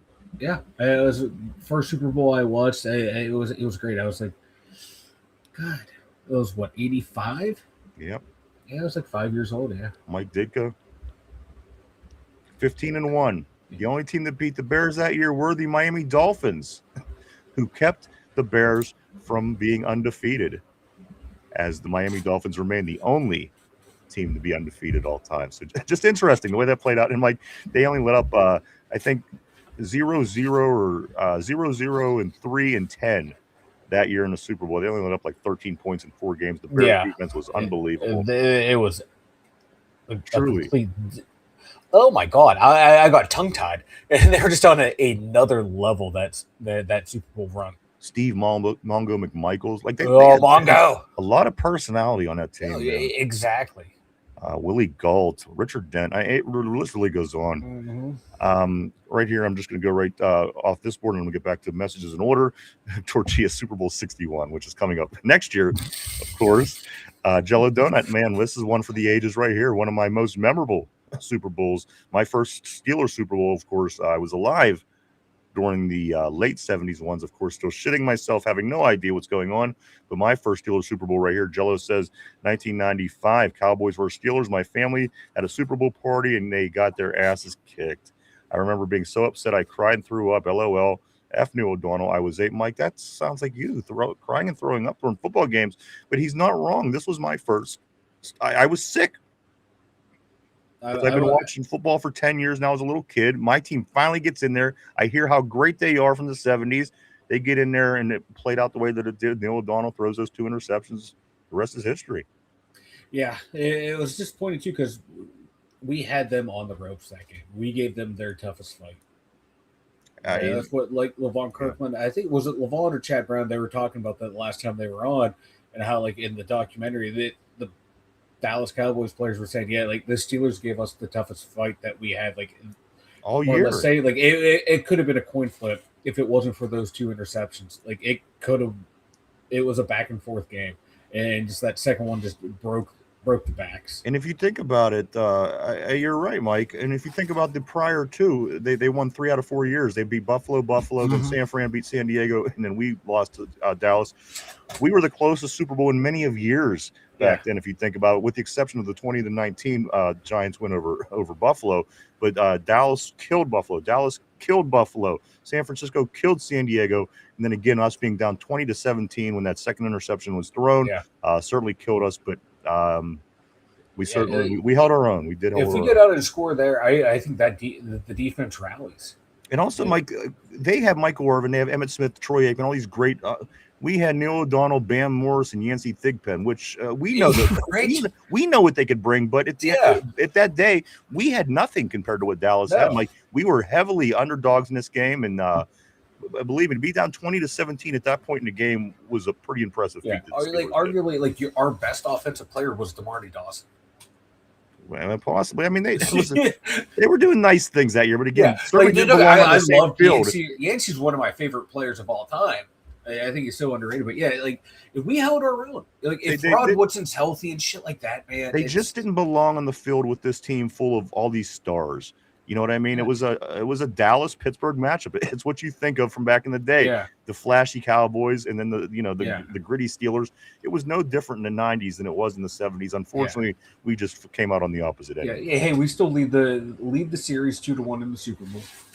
Let's grab a couple more of these Super Bowl questions, and we'll get back to everything, Mike. They're killing it this year. Vegas says Corey. Corey says this: New England versus Carolina or New England versus Philly. Those early 2000 Super Bowls. Of course, where Philadelphia went to 4 straight NFC Championship games. They were very good under Andy Reid. Was my first one. I don't remember which one. I remember it was Brady. Yes, absolutely. And then who said this? Corey. And then the Rams also were in that 3 out of 4 years that the Patriots did win the Super Bowl. Mark Malone says, yeah, it was huge. Says, I think OU beat Sandusky late for the Natty that year as well. Let's go to Cody. 2002 Buccaneers, of course. Yes, big one, that Tampa Bay and Raiders game. I picked the Raiders that game, Mike, because Rich Gannon was lighting it up on offense with Tim Brown and Jerry Porter and Jerry Rice, as a matter of fact. Yeah. Mike, and they end up going and losing to Mike Tomlin, of course, part of the coaching staff of that defense of Tampa Bay. Yeah, and the Raiders did not change a single offensive call, when Gruden left. So they knew everything that was going to happen. I was born in 95. Yeah, no, that's cool, man. Jesus, God. You people are young. I feel old. Well, you are old, and they are young. No, this is depressing. Why'd you have to bring this topic up? Remember that time you hurt your neck while I was sitting there talking to me yesterday? It was already hurt. It was just aggravated. Okay? There's a difference. To the PUP list. Mike, let's get back I'm fighting through the Let's get back on the board. Let's go to I'm going to go right here, Cody.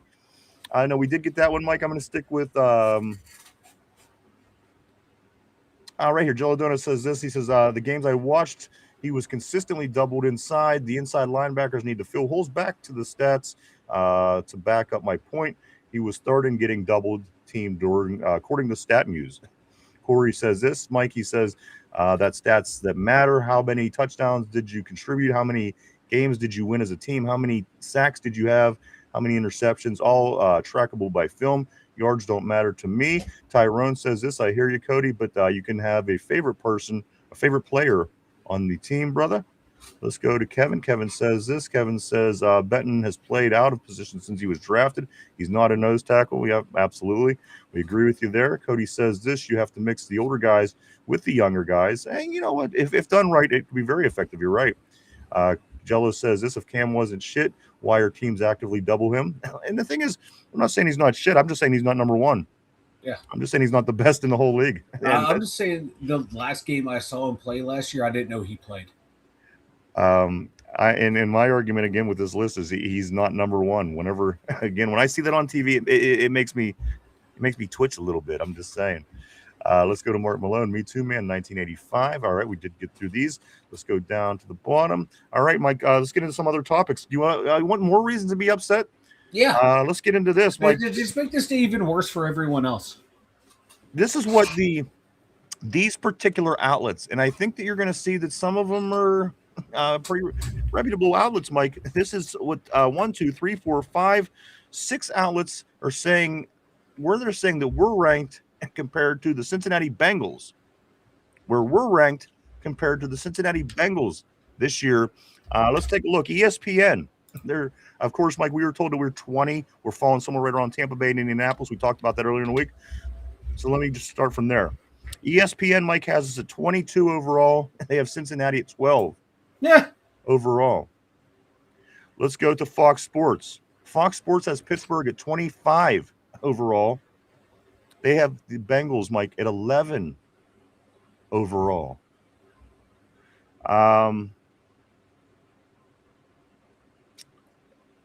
SB Nation, they have us at 20, and they have Cincinnati at 19, which is still ahead of us. PFF, who we hate, PFF has us at 19, has Cincinnati at 17. USA Today ranks us number 19 out of 32, and Cincinnati number 9. And finally, Ryan Clark and Mina Kimes, 22 Steelers ranked, and Cincinnati 10. What am I missing? Is it the Joe Burrow effect? Is that what they're assuming? He's going to be healthy and everything is going to magically be great and they score 1 million points? The defense, what's Mike? What am I missing here? I read this. I was like, this ain't true. All these outlets say that we're that much worse than the Bengals. It has to be the Joe Burrow effect because he alternates years, like healthy, injured, healthy, injured, healthy, injured. He was injured last year, so this will be his healthy year. And I'm assuming that's what they're banking on, because outside of him and T. Higgins and Jamar Chase, what does this team have? I'm sorry, they picked up Sexy Dexy, but your defense is not much to write home about. You had a total of like 13 interceptions last year with 11 fumbles, or only 8 fumble recoveries. So you only had 21 turnovers. Your sack total was abysmal at 34. So your defense isn't getting a lot of turnovers, and they're not creating a lot of pressure. So it's all predicated on that offense, and you have to hope that Joe Burrow will be healthy, and that's a big if.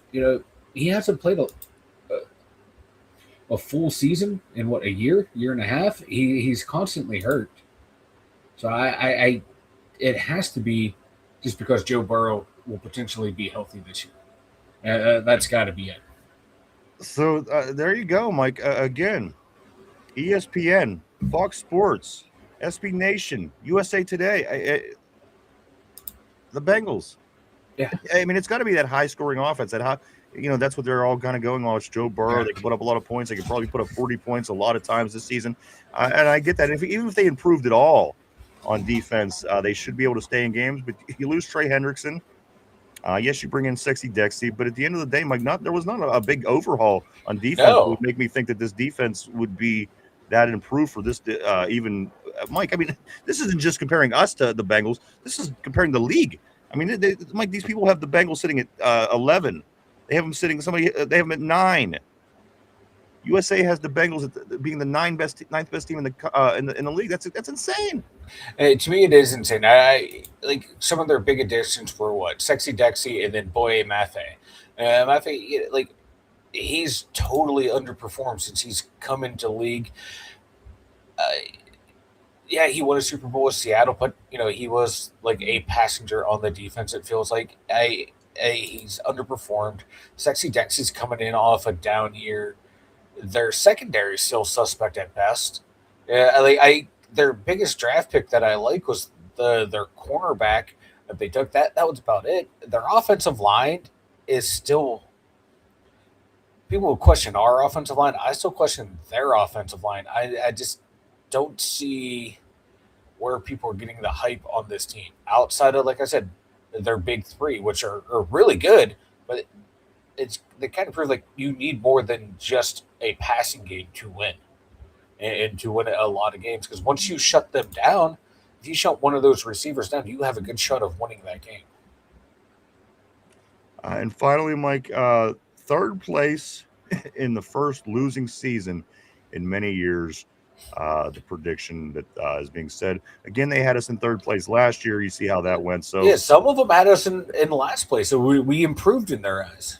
yeah, You win the division, you upgrade your coaching staff, you bring in a offense-minded head coach who offense is still being ran throughout the NFL. You add some nice skill position players on offense. You solidify that defense. Like,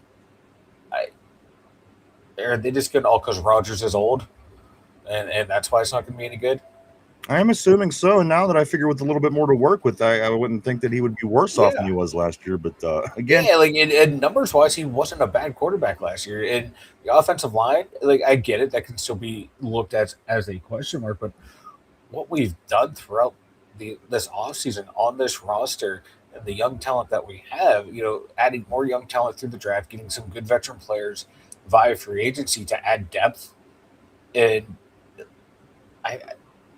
outside of what Dean and Brisker, most of our free agents are going to be depth guys. And those guys are still highly productive players. And Brisker's still a young player. Dean was one of the better cornerbacks in the NFL. So I'm just questioning why everyone's just looking at Pittsburgh as an afterthought. Does it surprise you? No, it's just how they've been ranking us ever since Ben's elbow turned to glue or turned to rubber. Let's grab Tortilla real quick. He says, Old O'Donnell had an arm. E-I-E-I-O. He threw some ducks and hit some cows. E-I-E-I-O. Mike, you talked about the changing in the coaching staff. I have some more numbers here. This was according to The Athletic. Mike, this is how people felt about Tomlin's departure. And then I'm going to tell you a little bit something about Terrell Austin here just in a second. Mike, according to The Athletic, this was the poll that was taken. Mike Tomlin's departure was ready for him to go. 53.6% of the people polled should have left years ago. 23.7% of the poll wish he would have signed for several more years. 12.1% people that were polled said this, and 10.7% people said they wish he would have stayed one more year. So again, today's kind of a number kind of day. There's a lot of numbers that we came across. And Juan Thornhill, when he was talking, that was great. Cam's show yesterday, Mike, he came out and he said, actually it was like in regards to a TikTok or something, but I think it all kind of came together and formulated on Cam's show. Juan Thornhill says, I did not enjoy playing for that DC, of course, talking about Terrell Austin last year. Yeah. Like, so again, just more in ways of that and more in ways of the stuff I kind of hope to get behind us and just move forward. Because again, there's a billion, of course, not a billion, but there's a lot of Steeler fans everywhere in every way, shape, form, walk of life that, again, I'm not going to alienate them because of, certain coaching arguments. He was one of the greats. We had no losing seasons. You know what? He's one of the big three of all time. Next, let's move on and see what's next. Yeah. But again, that was the numbers for that defensive coordinator, Terrell Austin, of course.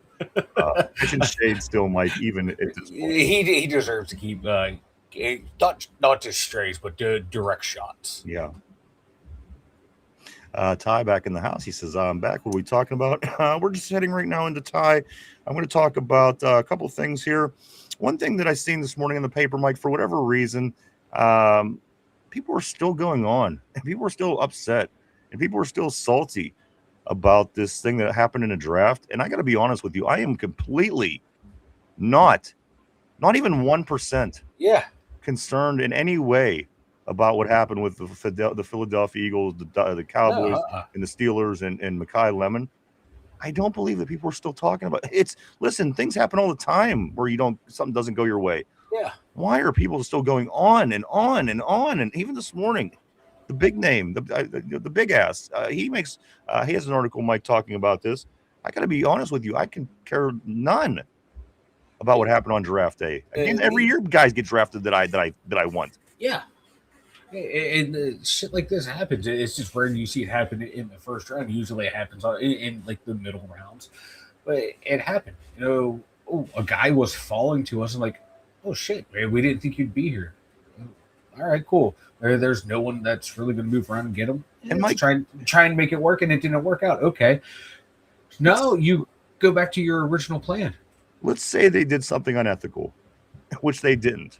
Yeah. Then people would have, I would think, would certainly have a right to be upset about what happened with Makai Lemon.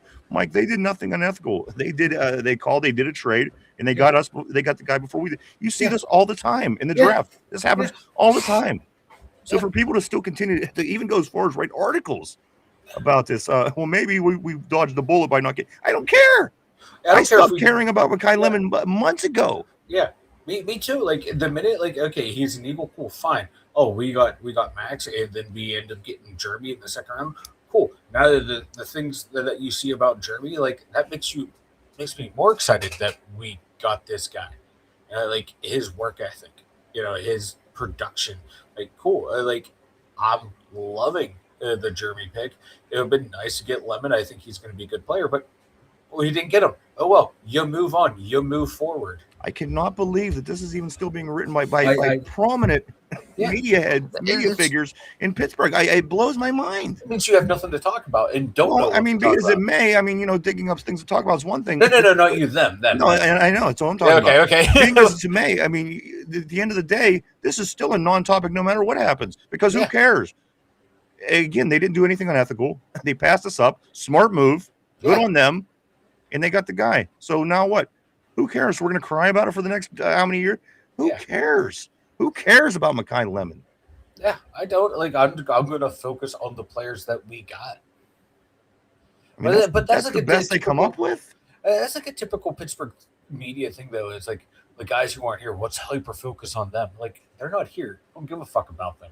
I care about the right now, I care about, like, the 89 to 90 guys that are on the Steelers roster. Those are the ones that I'm focused on. Heinz Ward, Mike, talking about another young gentleman on our team, Max. Of course, we hope to be here for a long time. Max, our number one pick, our first-round pick, I'm sorry. Heinz Ward's comments on him, Mike, he likes him. He said he's a blue-collar guy. He has that Steeler mentality. And me as a Steeler fan, hearing that from somebody that has that grit and had that grit through his tenure here, that's also encouraging for me, for him to say this about Max, because, again, we hope he's going to be a part of this project for a long time with our team. And again, hearing this from somebody who has that mindset, this is encouraging, and just another thing for me to feel a little bit better about our team this year. Moving forward. And Heinz saw him every day down there at Arizona. Absolutely. State. So if he's Heinz Ward approved, even better for me. And he's a cat I can't wait to see in training camp. Yeah, me too. A couple more, Mike, and we do have this sit down. We're going to be doing right after trivia and everything. A big interview today with former MVP of the Women's Football Full Contact League, our Pittsburgh Passion quarterback Makai Chavez. We'll be sitting down to talk with her pretty soon. Do stick around for that. We'll be talking about the big conference championship game coming up on Saturday. You ain't going to want to miss. Also, we'll be on ESPN Plus. So you're not going to want to miss that. Do stick around for that, Mike. A couple more things before we start getting to that point, though. Right here, Chris Boswell, 1 point away. 1 point away from 300 field goals with the Steelers. 300. There's only been 3 other players besides him, Mike, that has had 300 field goals or more with one team. Chris Boswell can become the 4th when he kicks that 300th field goal this year, Mike. Probably be in the first game. It would probably be early. You know how I was going to say, like, what should, like, only have one field goal opportunity in the first game and he misses it? You're right. You're like, I don't want to jinx the guy, but that would be like the most Pittsburgh type thing.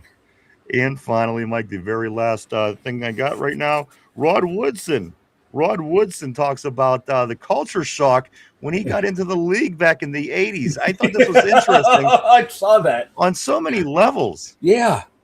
Rod Woodson was shocked to find out players smoking cigarettes and drinking beer during the games in the 1980s. Rod was on Cam's show talking about this. Says he was shocked to find out players were smoking cigarettes and drinking beer during the games in the 1980s. I liked his line. He's like, guess we're not in college anymore. Yeah, you know. But how crazy, because you think like early 90s, Jim Leland in the dugout smoking cigarettes, ripping heaters, coaching the Pirates in successful seasons. I mean, it wasn't like he was this down and out guy who's losing his job in 3 months. You know, we were in first place making runs. Jim Leland in there hitting that cigarette. Different times. And Mike, this is when we had ashtrays on every table in every restaurant. This is when there was ashtrays, lighters in the back seats of cars even. Just a whole different time. Dude. Like Rod Woodson saying that players are smoking cigarettes and drinking beer during games. Imagine if that would happen today, the scandal. Like, these players don't care. Bro, you can't go get a massage and a hand job without it being a scandal these days. Yeah, you know what I mean? Come on. Oh, Jesus Christ. I do want to give a little update right here real quick. Pirates down 6-4 in the 5th inning if you are concerned. Mike, we probably still have our starting pitcher in there. I don't know. I'm so pissed off from yesterday. A perfect game into the 6th inning and you yank him. I've never heard of such a thing. I saw this. I don't know if it's true because from the source, but this is the first time in Major League Baseball history where a pitcher has gone 6 innings, got everyone out. 8 strikeouts, I think. Yeah, got everyone out that he faced and did not walk away with a win. Yep. That's Bucko baseball in a nutshell. Yeah, that's what I'm saying. If you want to get a good feel of what our Buccos are this year, yesterday's game was the perfect representation. Let's grab some messages, Mike, and we're going to get to the question of the day. And, of course, do stick around. We do have a sit-down with Pittsburgh Passion quarterback Makai Chavez, one of the best. I'm not just saying this. I'm not saying this because she's in Pittsburgh. I'm not just saying this because she's on the show. She literally is one of the best. I do recognize heavily. Watch the Pittsburgh Passion. Certainly helps me get through the off season. Let's get back to some of these messages, Mike, and then we will do just that. Let's go here. Ty says, I'm back. What we talking about? We did get that. Corey over Don't Drink That says it makes sense. Juan Thornhill didn't like covering his zone, so it makes sense he didn't like playing for a defensive coordinator. He looked like he was out there playing tennis. You know what? In that, when it's put that way, you're not wrong. Tyrone, he says this. Yeah, I'm over it. I think it would work out better for us, to be honest. Samba, hey, what's up, dude? Always great seeing Samba from Los Angeles. He says this, because there's nothing else going on. There really isn't. Let's go to Ty. Tyrone says this, we got an offensive line and still got a stud wide receiver in the second round. That's, I thought, would go early in the second round. Got him 47 as a steal. Ty follows it up by saying Dallas, the one got a deal. Dallas, the one got a deal with Lemon now anyway. Tortilla says Tyrone said Bernard is the GOAT, so we're good. Hey, you know what? I don't doubt Tyrone. Always on top of his stuff. Ty says this. Tortilla knows ball. And Corey finally says, my favorite kicker is Adam Nuggetary. Of course, not really. I just wanted a reference to the Snickers commercial. I picked up on it immediately. Good stuff, Mike. Why don't you tell everybody about the website? Head on over to the2dumyinzers.com. We got some articles over there. And we got all of our social media links over there as well. You can check that out at the2dumyinzers.com. And don't forget, if you like this sort of thing, like this right here, the 2Dumb Yinzers merchandise at the2dumyinzers.com. And I do want to say this, Mike, if the Pirates lose today, they'll drop back to 500 once again. They'll be 47-47. If by way they do win this game against Atlanta, they will improve to 48-46. So that's kind of where we are, sitting 3 games out of the last wild card spot as we speak. Very much in it. But if the management doesn't do something soon, I wouldn't expect that to continue all the way into October. Let's get into the question of the day, guys. Trivia time. Mike, put on your thinking hat. Everybody else, there you go. Still the Braves. I did expect to see some, a little bit more of this series, which is cool. Hopefully we can get this win today. Though the series tied 1 apiece. Great seeing you still loyal, all the way from North Carolina. Let's get into this question of the day. Mike, put on your thinking caps. Everybody at home, put on your thinking caps. Everybody on the board. Here we go.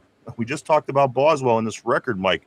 Name one of the other 3 kickers who were ahead of Boz in this particular statistic. Of course, if Chris Boswell kicks one more field goal, he'll have 300, which is 4th all time with one team. The question of the day is, name one of the 3 kickers who were ahead of him on the list. Mike, I will give you the numbers of what these guys have. Number 1 has 495 field goals with one team. The second has 417 field goals with one team. The third has 304 field goals with one team. Chris Boswell sitting at 299, hoping to become the fourth in the first game of the year. I'm seeing some Gary Andersons on the board. Again, Mike, name one of the kickers ahead of Boz in this statistic that Boz is about to break after he kicks one more field goal. Name either of the 3 kickers that are ahead of him. Take a minute to think that over, guys. We're live 5 days a week right here, Monday through Friday, 11:30 a.m. 3 o'clock p.m. every day right here on the Tube. On Tube. Seeing Justin Tucker on the board. That's a good one. Gary did bounce around at the end. He did. Gary was here for a while. He did finish out in Atlanta. Could have went to the Super Bowl, Mike, but he was the reason. Who was it? No, he was the reason that Minnesota didn't miss a kick all year. And Minnesota ended up going to the Super, or Minnesota missed, and Atlanta went on to the Super Bowl to lose to Denver that year, 98. You're right. So again, Gary Anderson, Justin Tucker, both good answers. Steel Loyal says, wasn't Jason Hansen like the goated kicker from Detroit? That's not a bad pick either. Corey says this. I'm going to say Adam Vinatieri or Tucker.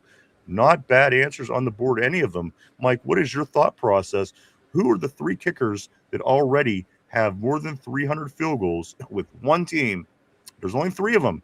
Boz will become the 4th when he kicks his very next field goal. Mike, I just need you to name one of the 3 guys that are ahead of him. A lot of good stuff on the board. Yeah, I almost mentioned his name earlier when we had that conversation. I'm going to go with Morton Anderson. Morton Anderson, very good pick, Mike. Is this your final answer? Final answer. He's the only one I can think of. All right, I'm going to lock you in on that. Morton Anderson. Again, guys, I'll give you a few more moments on the board. If you want to throw your answers up there, if you have a guess, perhaps, throw it up on the board, guys. Again, the question of the day we talked about, Chris Boswell has 299 field goals made as a Steeler. One more is going to put him at 300. There's only 3 guys that's done this under one helmet in the history of the NFL. I just need you to name one of them. One of them. The first guy on the list, Mike, has 495 for his team. The second guy on the list has 417. The third person has 304. And again, Chris Boswell will hit 300 on his very next field goal. Jamie Carlos says Boz. Corey says, I think it'd be hilarious if it was that idiot that injured himself celebrating Vanderjack, I think is who you're talking about. Let me grab Jamie here real quick, and then I'll get the answer out, guys. Jamie says Florida has a lot of Braves fans. Me, not so much. Probably growing up with all those Braves fans before Tampa and Miami had teams made me a hater. Being a Pirates fan has me a hater of the Braves. I mean, there's never been anything that the Braves have done that made me happy. Every time the Pirates had a chance to do anything, the Braves fucked it up. So, again, I respect their fans, but not a big fan of the team myself. I do want to say what's up to 007. Great seeing you back on the terrible board, 00. I know you're getting ready for the Steelers, and it's coming real soon, brother. Great seeing you. He says Jeff Reed, possibility. Somber says it's Ray Finkel, obviously. Great answer. And you know what? A day that we talked about Dan Marino earlier, coincidentally, Ray Finkel and Dan Marino. Laces out, Marino. Both making the same episode. My emotions are very mixed. There you go. All right, guys. Jealous says who? Ace Ventura, Pet Detective, Ray Finkel. Steel Loyal says, sorry, Braves will it's all good. They just what they are. They're the powerhouse in the National League. They always have been. They always will be. I have no problem with that. I accept that. Boo the Braves. But if you like them, that's okay. But I'm going to boo the Braves. My dad was always one of these guys that always had to like the team that was playing against our teams. Like anybody who was in baseball that played the Pirates, that was who he liked. Football, whoever played the Steelers. It was just his nature. He's not really into sports. He's more of an entertainer. So he would do this to piss everybody off around him. Like he was a Ravens fan. He was an Atlanta Braves fan. Again, he was a musician, so this wasn't really his thing. He just really liked pissing us all off, and it worked. It worked heavily for year after year after year. And then he'd come home with a Braves shirt or some weird shit like that, you know. I can see him doing that too. That was great. Always had to be a bit of a troublemaker. Corey, don't drink that. Says this Finkel is Elhorn. Elhorn is Finkel. Elhorn's a man. Boney, Melissa, William. I really missed that movie. Dan Marino, the whole thing. Everybody in that movie was good. The first one, that was the only one I really liked. Didn't really get into the second one. Of course, Ace Ventura, Pet Detective. I do want to say this. I want to say what's up to Bink. Bink says that describes a lot of people in Pittsburgh. What does Bink? I'm sorry. I'm just not catching the connection, but I do want to say welcome to the show, Bink. Bink the Batusi, perhaps is how you mentioned that. I do want to say this. Somber says, your gun is digging into my hip. Yes, exactly. Question of the day, guys. On his next field goal, Chris Boswell will hit his 300th field goal with one team. There's only been three other kickers, Mike, that was able to do that. Name any of them. Mike has named Morton Anderson as his kicker. I see a lot of different messages, or a lot of different answers on the board. It plays out like this. The most all-time was mentioned on the board. With the Detroit Lions, Jason Hanson did have 495 field goals with one team. That's number one, Jason Hanson. Number two, with 417 field goals made under one helmet, also on the board, Justin Tucker. Number two, 417 field goals made. And finally, Mike, for 304 made, the third person on this list, just ahead of Boz, who will be passed within the season, Pat Leahy. Morton Anderson did a little bit of a movement with the Atlanta Falcons and the Saints at one point during his career. That is what threw him off from this, Mike. But you know what? You wouldn't think that you would be able to go wrong with that particular game. Yeah, I did not remember him playing for the Saints. Morton Anderson to me is an Atlanta Falcon. Yeah. Fuck.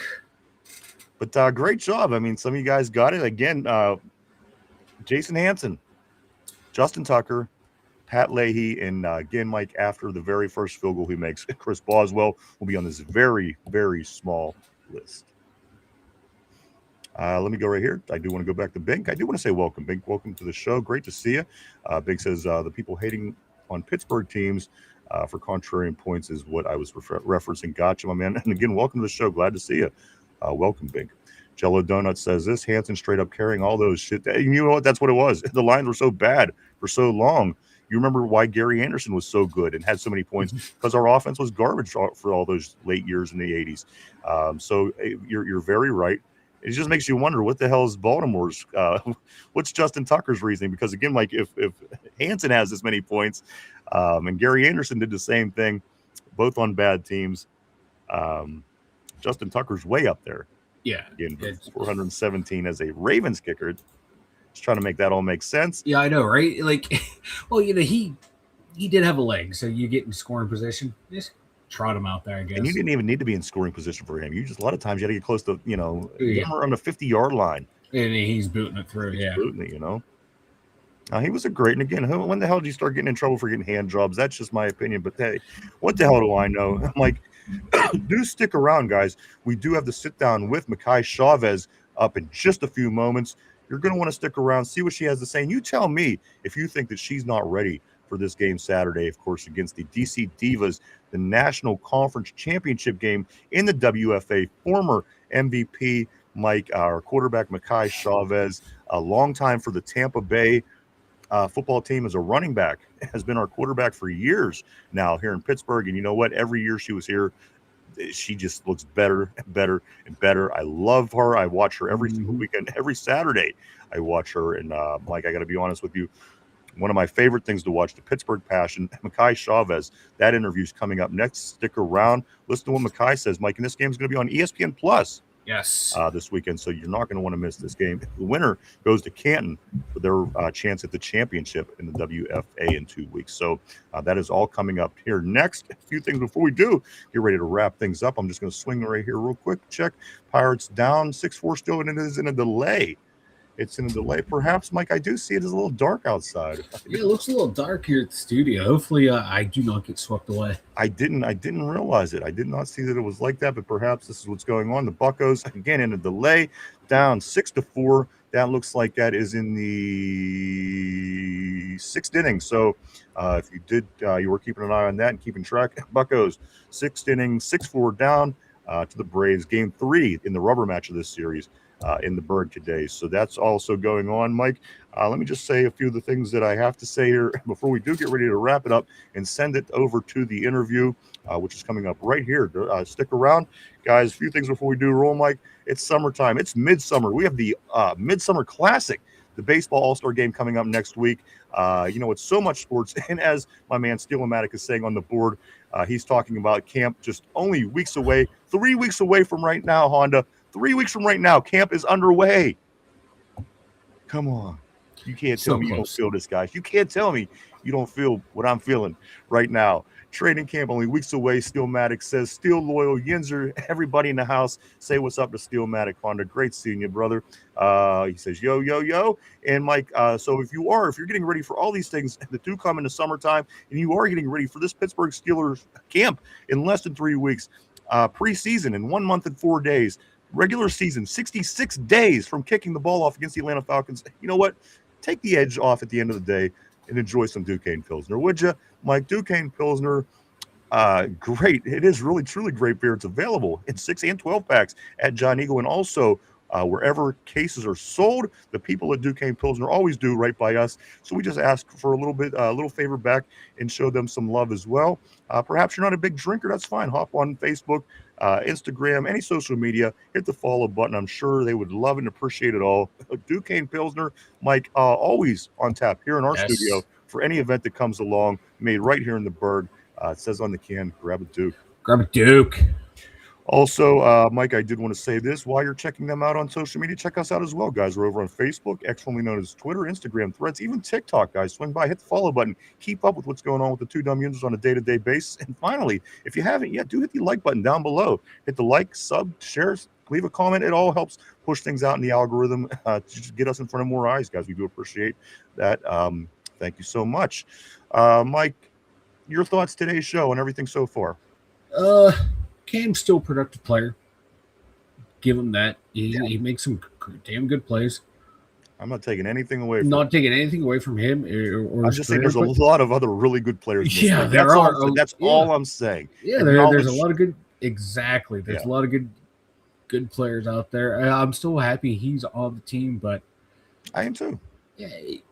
I don't know if I will still be happy 4 years from now if he's still going to be on our team. You know, I mean, he's getting to that point. It's getting close for me. I'm just saying. Yeah. The good games do mask a lot of the games where he doesn't do anything. I mean, I rate and rave like how well he played against Baltimore, but then the following week against the Texans in the playoffs, he did nothing. So that's the Cam Heyward experience in a nutshell. One thing I do want to just update real quick. Yesterday I was bitchy about when you're getting the question of the day. You know what I think it is? I think I figured out the problem. I put a lot of thought into this. See, now they have the AI. When you Google something on your computer, you don't get like all the websites first. Now you get that summary from AI. Yeah, I think that's the problem, because if you type something in and ask Google, your AI summary could be totally different than mine. And for whatever reason, we're getting different results from it. So I'm not going by that anymore. If I do if I go digging for trivia questions of the day, I'm not going to use that, because again, Mike, you could ask something, it gives you one answer, and then the AI could give you something totally different. So I think this is what's going on. So I apologize, guys. I'm going to make that adjustment as, of course, we come back from break from this upcoming break. I think that's what it is, Mike. Because again, how the hell can you get facts from two different right? You know what I'm saying? Two different facts about the same thing from the same source. It just doesn't make sense. I was pissed about that, man. Oh yeah, you were. So I think I got it figured out. You were ready to take it out on poor old me. Yeah, I was. Summer says, yeah, the summary is based on the wording of the question. You're right. And I think that's what it was. So I apologize. Steel-O-Matic Honda saying AI is a bit weird. It is a bit weird. I couldn't agree with you more, actually, on that. I do want to say these few things again. Do stick around. We do have an interview with Makai Chavez. She is something, guys. Do check her out. YouTube, their games are all over YouTube. As recent as last weekend. not last week, in the weekend right before, Mike, they beat the Mile High Blaze to get to the conference championship. Do check her out. She had 3 touchdowns that game. She's a beast. Makai Chavez coming up next. I do want to say this. Thank you to everybody for coming and hanging out and checking us out today. We certainly appreciate each and every one of you. We always, truly, honestly do, guys. Thank you so much. I want to say thank you to everybody on the board. You guys always keep things interesting here on the show. You are the lifeblood of this show. I always say that. I always mean that. Thank you. You are everything. Thank you so much. And I want to say thank you to everybody at home watching, maybe listening, possibly at work, in the car, in the gym, maybe in the bathroom stall, just trying to get to the end of your day, checking out some Dum Yinzers. We thank you too. Of course, we'll be back tomorrow for our Friday installment of the show to get ready to head into the weekend. The Pirates, a final series before the All-Star break, Mike, against the first place in the division, Milwaukee Brewers. Also, we'll be getting ready for the Pittsburgh Passion Conference Championship game. Some Pittsburgh Riverhound soccer, which that game did get moved 1 hour later by time, and so much more, Mike, and everything that's Pittsburgh Steelers we can scrape up between now and then. We'll certainly be getting into that as well, heading into the weekend, guys. As again, we were coming up on show 1000 in just 5 shows, Mike. It's including today, so Monday, Tuesday, Wednesday. Tomorrow, Friday, Monday, Tuesday, Wednesday, or 4 final days for the big 1000th show, Mike, in the 5-year anniversary. Then we are going to take our summer break and then be back just before camp starts. So that is how things are looking at this moment. I do believe that is everything. Again, we'll be back tomorrow at our regular time to get into it all over again, guys. Am I forgetting anything, Mike?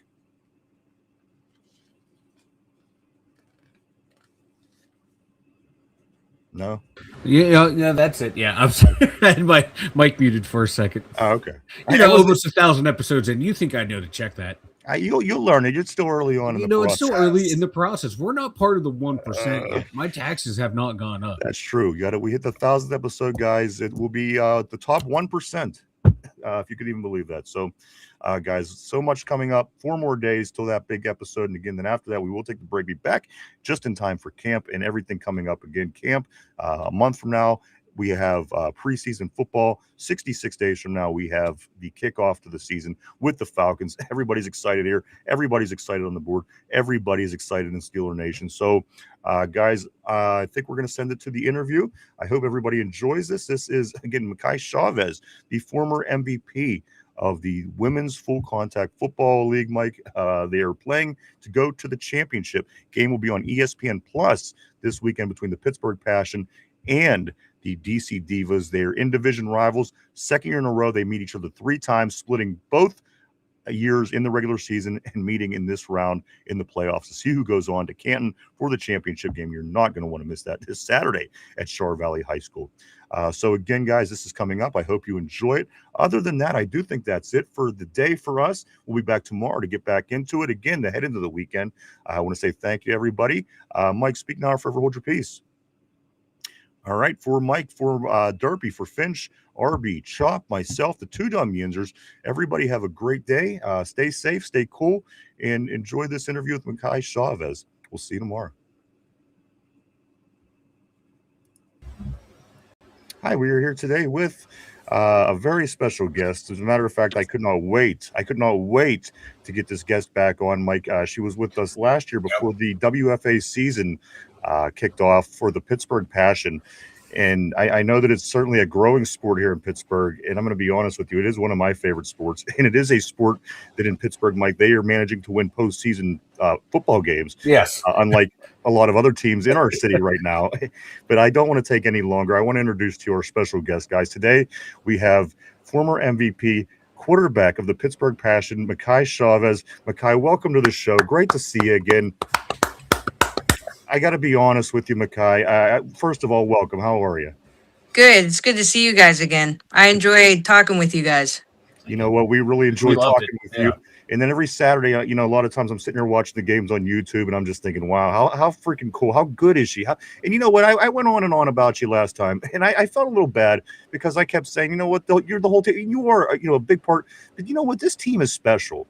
Makai, I'm watching the Pittsburgh Passion play week by week and just watching the coaching and watching the players, how these guys all have each other's back. And it is truly a joy truly a joy to get to watch the Pittsburgh Passion every Saturday. And if this team could win this week and we could get that championship game, this look in your eyes, I can imagine, is just going to be even more fierce, Makai. Let me start by asking you a few questions today. First of all, you have the DC Divas this week, who you split the series with against, and it was no different than last year. A split series last year. You met these guys in the playoffs. Now you get them again. We had 2 close games this year. We had a game-winning field goal to beat them, and then we had a late score for DC late in the game, and we just couldn't overcome it the second time. Winning at each other's fields.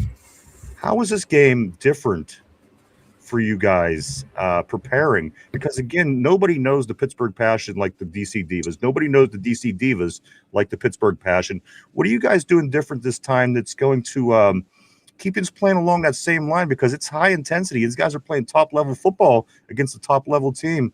What's the Pittsburgh Passion got in store for this weekend, Makai? I think that we've really been focusing on refining our skills, ensuring that we really just execute on all calibers. We need to keep doing the things that we've been doing with a little bit more intensity. We're already a very active, intense team. That's how we approach our offense, our defense, our special teams. So when it comes to this weekend, I just know that everybody in preparation, from the whole way from players to the coaching staff, we're just really focused on refining what we already know and executing on in every possible way. And let me ask you this, and that's fantastic to hear. How is the injury bug right now? I know that Napo was out. Is she still out? Is she playing? What's the updates with injuries right now? She will be out. Okay. Other than that, we've stayed rather healthy, and I'm gonna knock on every piece of wood that I possibly can, because Absolutely. that is the goal. We want to play a healthy, active, correct game. We don't want to get a lot of penalties. We want to play a clean game. We want it to be successful. And there's no better team. Yeah, because I mean, I'm looking at the numbers here. I mean, Yinz guys from number 1 and number 2 in the country are just separated by mere points. I mean, it's that close. And the thing is, you guys are top tier. They are top tier. It's 2 different styles, but we're gritty. We're Pittsburgh. You could feel the Pittsburgh when Yinz guys play. And I'm watching these football games, and I'm thinking, as long as we can get out there and do what it is that we do, we could get out there and Makai could do what it is that she does in our running game, in our defense. We could create mismatches just because, again, we're good, but in 2 different kind of ways. And then we just got to figure out on defense how to slow down that passing game, right?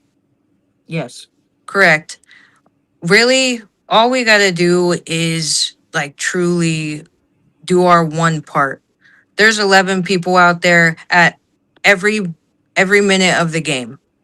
You got to focus on doing what you are to do and reading the things that need to be read, whether it's on offense or defense. Defense has kicked it up a notch in so many ways prior to this season, and we're watching it. We're watching that play out. Offense has done the same thing. We've created so much chemistry at this point that I truly believe in the success of the rest of the postseason. You know what? I truly do too. And as I said, I'm just chomping at the bit to get to Saturday. You guys are on ESPN Plus, Makai. So I mean, listen, I'm also chomping at the bit. I'm ready. I could play this game yesterday. I bet. I tell you what, one thing that I noticed is, I mean, not really changing the game, because these guys, tend to mix things up pretty good and keep it balanced. But the way that you was getting that ball thrown down the field last game, it was like you turned it up a whole nother notch against Mile High than you did the previous week, or anytime this season. It was really getting that ball fired down there. Is there going to be element of the past game that's similar to that this week, or is it going to change up a little bit just because DC's a different team and you might not be able to do the things that you did against the Mile High team? I think we're gonna see everything that we possibly can do is going to be done in this game.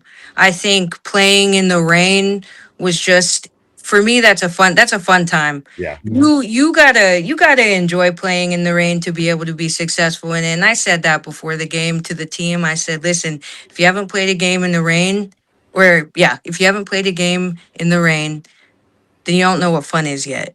And we got to see that. We got to see what we can do through adverse conditions. So when it comes to this game, whether however the weather looks like, however it is, we just prove that there is nothing that can keep us from firing on all cylinders. Whether that's the weather, whether that's one of our best, if not our best teammate with an injury, we're going to do everything that we possibly can. So I think we'll see a mixture of a little bit of everything.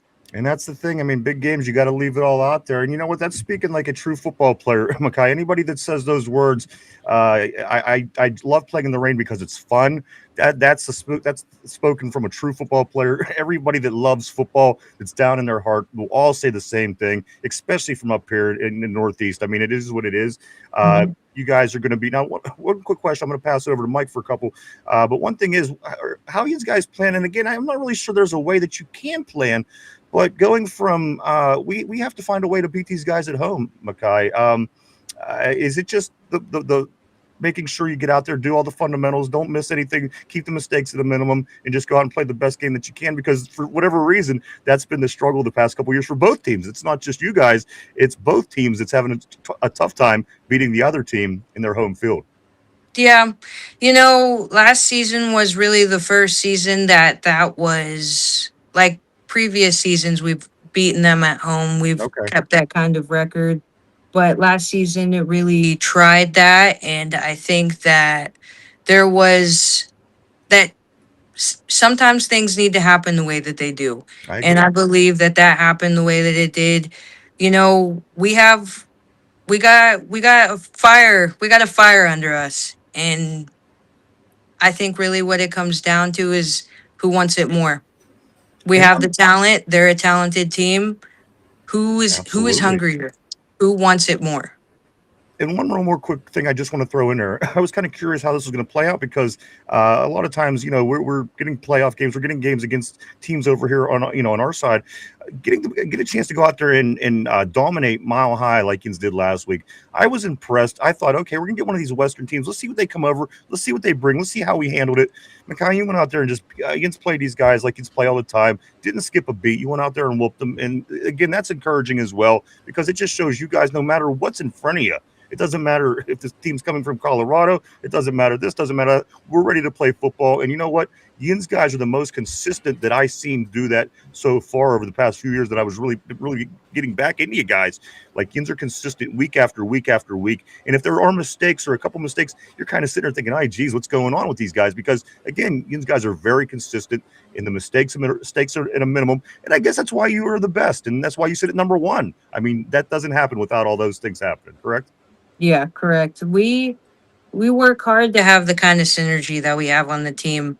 I would say at this point, this is the most that it has felt that way in all the years that I've played. We have created and we have worked together and we have created this team on all ends, whether you are the third string the whole way to a starter, on all ends, from the helping staff to the head coach to the owner. On all ends, we have really committed to ensuring that we're here for a reason and we're going to do this with purpose. Absolutely. Mike, go ahead, man. Yeah, that's kind of like the question I was going to ask is like the mentality from last year to this year. Because you were alluding to it before this last question of how you said you were ready to play this game yesterday. And I was just going to ask about the mindset difference between last year's team and this year's team. And I'm encouraged by what you said. And it's kind of reminds me of like Jack Ham, former Steeler, once said, chemistry comes first, then winning. He said a lot of people think you have to win, then get chemistry. And it's like, he said, we didn't win Super Bowls until we were a complete unit. And that's kind of sounds like how you guys are right now, like a complete singular focused team ready just to take any challenge head on. And like that confidence going into this game, you guys got to be going into this game, like feeling like you can just take down anyone. Yeah. I mean, that's the mentality that you have to have. Yeah. You have to believe in what you're doing. You have to believe in what you're doing, even when you don't do it right, even when you might make the mistake. And you have to trust that the other people who are on that field with you and are on the sidelines and the people in the stands who are watching from home that also believe that if a mistake is made, then that mistake is going to be made and you can move on from it. Yes. And I think that with chemistry comes that we're all human, we're going to make mistakes, but it's how you allow people to help you recover from that. Yeah. It's not going to be a perfect game. It would be great Yeah. if we didn't make one mistake. Right. But that's not how life works. So I think it really does show that we're ready to play this game because of the way that we have created such the mentality of we did not get this far just to get this far. Right.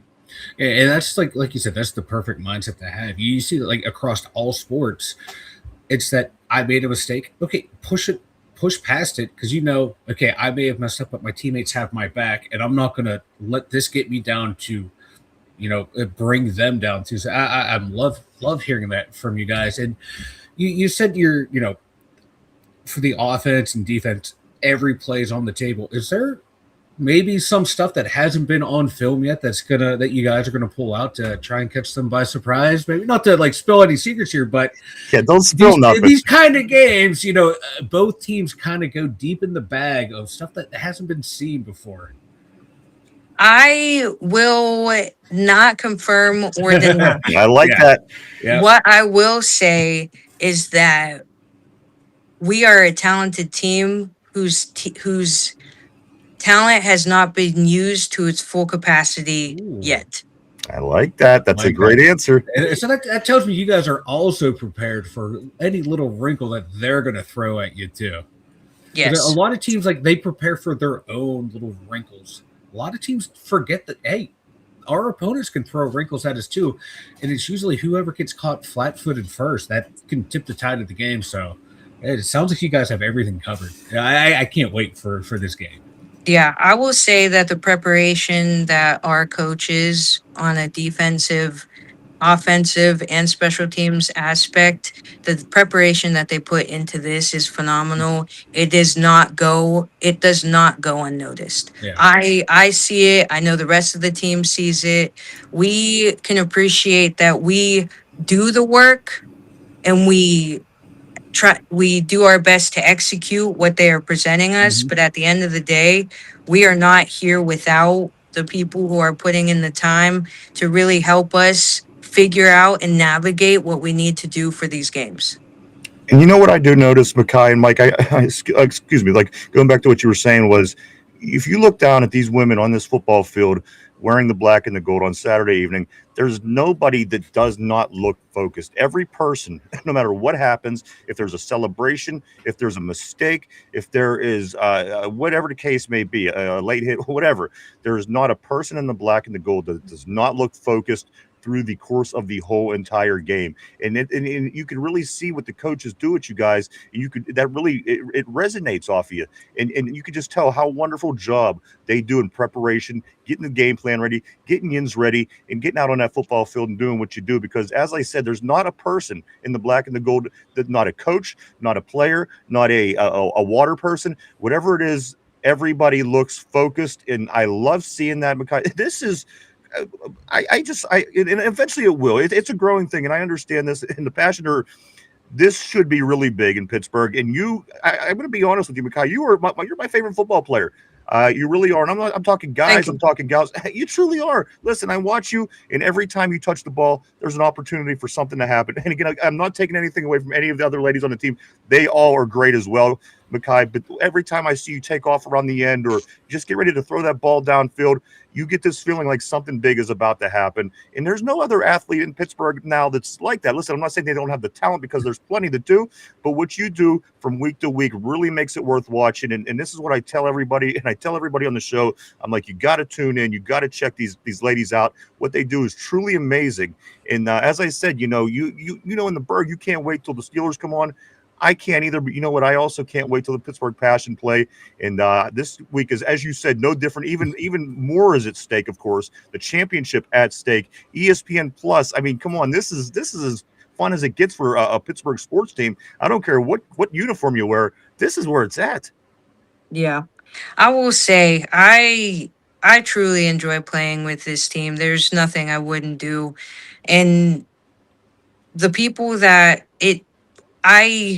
I've been playing for a long time. Yeah. I play a different way. I've read it, but I've not been a quarterback all my life. I played running back, I played cornerback, I played receiver, pretty much every other position. And then quarterback it's been an opportunity for me to really hone in on a different skill set. And I'm really lucky to have the coach that I have that is coaching me as a previous successful QB for Pittsburgh Passion. Absolutely. So when it comes to this game and me being given the opportunities to make plays, it really, like, I can see the way that the line, the receivers, the running backs, if I get the opportunity to make the play, how much more of a possibility that is because of them.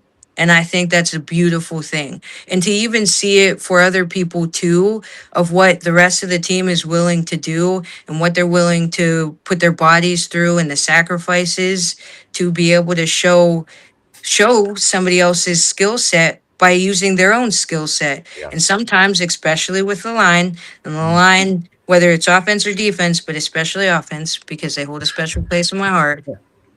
But the O line keeps everybody going. Like we are as strong as they are, and you see that in and game out, that they are just successful, and we are successful because of them. But I'll tell you what, this last game, we played that 75% of that in the rain, and our center did not have one bad snap. She looked great. I acknowledge that. It was that's fantastic. huge. That's huge in those games because that ball gets so slick as a center. It's just it's nuts. Oh man. And that's why I'm just saying these are football players. These women are football, because the mistakes aren't like, you're saying in the rain, 75% of the game. This woman did not muff up one single snap. That's on top of practice. That's a good football player upstairs. And this is what you're seeing week to week when you watch the Pittsburgh Passion play football. That's what I'm saying. And we were trying hard to keep that ball dry. We were changing towels in and out. I had to get a towel like every series. Yeah, I wrung out a towel at one point. So it's just the fact, like, I didn't realize it during the game, but after the game, I was like, that was successful on so many fronts, but it started with the snap. Yeah. Like a lot of people who watch football, they always forget like the most important positions that I think, and that Ryan and I talk about on the show all the time, is like you said, the offense and defensive line. You can have the best quarterbacks, the best running backs, the best wide receivers, but if you don't have time to throw, you don't have time to run, your entire game plan gets thrown out the window. And I always reference back to the last Philadelphia Kansas City Super Bowl. Philadelphia controlled both sides of the ball, or both offense and defensive line, and they dictated the game from start to finish. And if your O-line can play this week the way they did last week, it's oh my God, I can't wait to see what you guys can do on offense. Yeah, and I have full faith in that. They're even just watching their chemistry and their synergy from the even beginning, midway through season, first game against DC, second game against DC, just the way that we have honed in and focused on doing more technique. it's just been phenomenal. I have all the faith in the world that they are going to do exactly what needs to be done, because 99% of the time that they do. And I know that they're hungry. They're hungry. They Is want there? Yeah. this. And the thing, the theme I'm catching from this is just the attention to detail. Like every answer Mhm. you had is like back to you guys, like Coaches it's must be doing a detail, great job. detail, detail, and then focus on doing your job. That's like Bill Belichick would always tell the Patriots: just focus on your job, and then everyone else focus on their job. Next thing you know, you're going to succeed. And my God, like the way you guys are dialed in right now, this is it's exciting to hear and fun to watch. Yeah, I'll tell you, I'm locked in. And I know that that is how all of my other Yeah. teams feel. And we have something to prove this year. We want this. We want this, and we are going to do everything we need to do to make sure that that happens. You Well, I got to be guys are honest with ready you, to Mike. suit up right now. If you didn't, I got to be honest. If you didn't believe that they were going to win before this conversation, the goosebumps just told me Yeah. that they are. I mean, these words are fantastic, and hearing the confidence in what you're saying. And I got to be honest with you, Makai. It's not anything less than what I would have expected. This is the same person we spoke to last year, and this is the same person I see on the football field every Saturday. Pittsburgh Passion 5-1 this year. Mike, again, taking that only L that later game against the DC Divas, 1-1, just as it went last year, back in the conference championship game for the chance to go Canton for the championship. I have a couple questions though, because you did talk about the injuries. With the exception of Napo, everybody seems injured. I have two questions for you. I noticed last week, and I don't know if it was a couple weeks or two or not, or just last, but I noticed that Cody Johnson wasn't kicking extra points. There was a different person kicking? Is there a reason? Was there an injury? Anything to that? We are actually very fortunate to have multiple phenomenal kickers on Okay. our team. I think that we are getting to see everybody's capability this year, Okay. and I truly think that we're just kind of giving that more of an opportunity versus really having her do back to back to back things on a constant basis. So I think it really is showing just how much talent we really have, and how far that goes. Like we're three deep in kicking, and all three of them are phenomenal. Yeah, and some teams, have a hard time discovering one kicker to do the job, and these guys got three. That's amazing. And that's the hidden third of the game that people don't like to talk about. They always forget. Like, if you have bad kickers and bad punters, you're in for a long day and a long season. Speaking of which, Correct. Makai, I'm going to swing back around to the special teams here in just 1 second. I do have a question, but let me get to this next one here real quick. The new running back. Now, I noticed now that Napo has been out, it's more of a running back by committee, and I like it. The ladies back here, they certainly have skills. They certainly got talent. But the one lady that's in the backfield last week that I never seen before, and I can't think of it, she might Smith, perhaps. I can't think what her last name is, but she really stepped it up last week and took advantage of the opportunities she got. And if we see that, moving forward again, everybody would love to have Ellison Napo back in the lineup. It's just not going to happen. But is there any adjustments, anything major going into this game with the running game that Chins are concerned with, or is it just a business as usual? Let's go out with what it is that we do, execute and get it done. It's business as usual.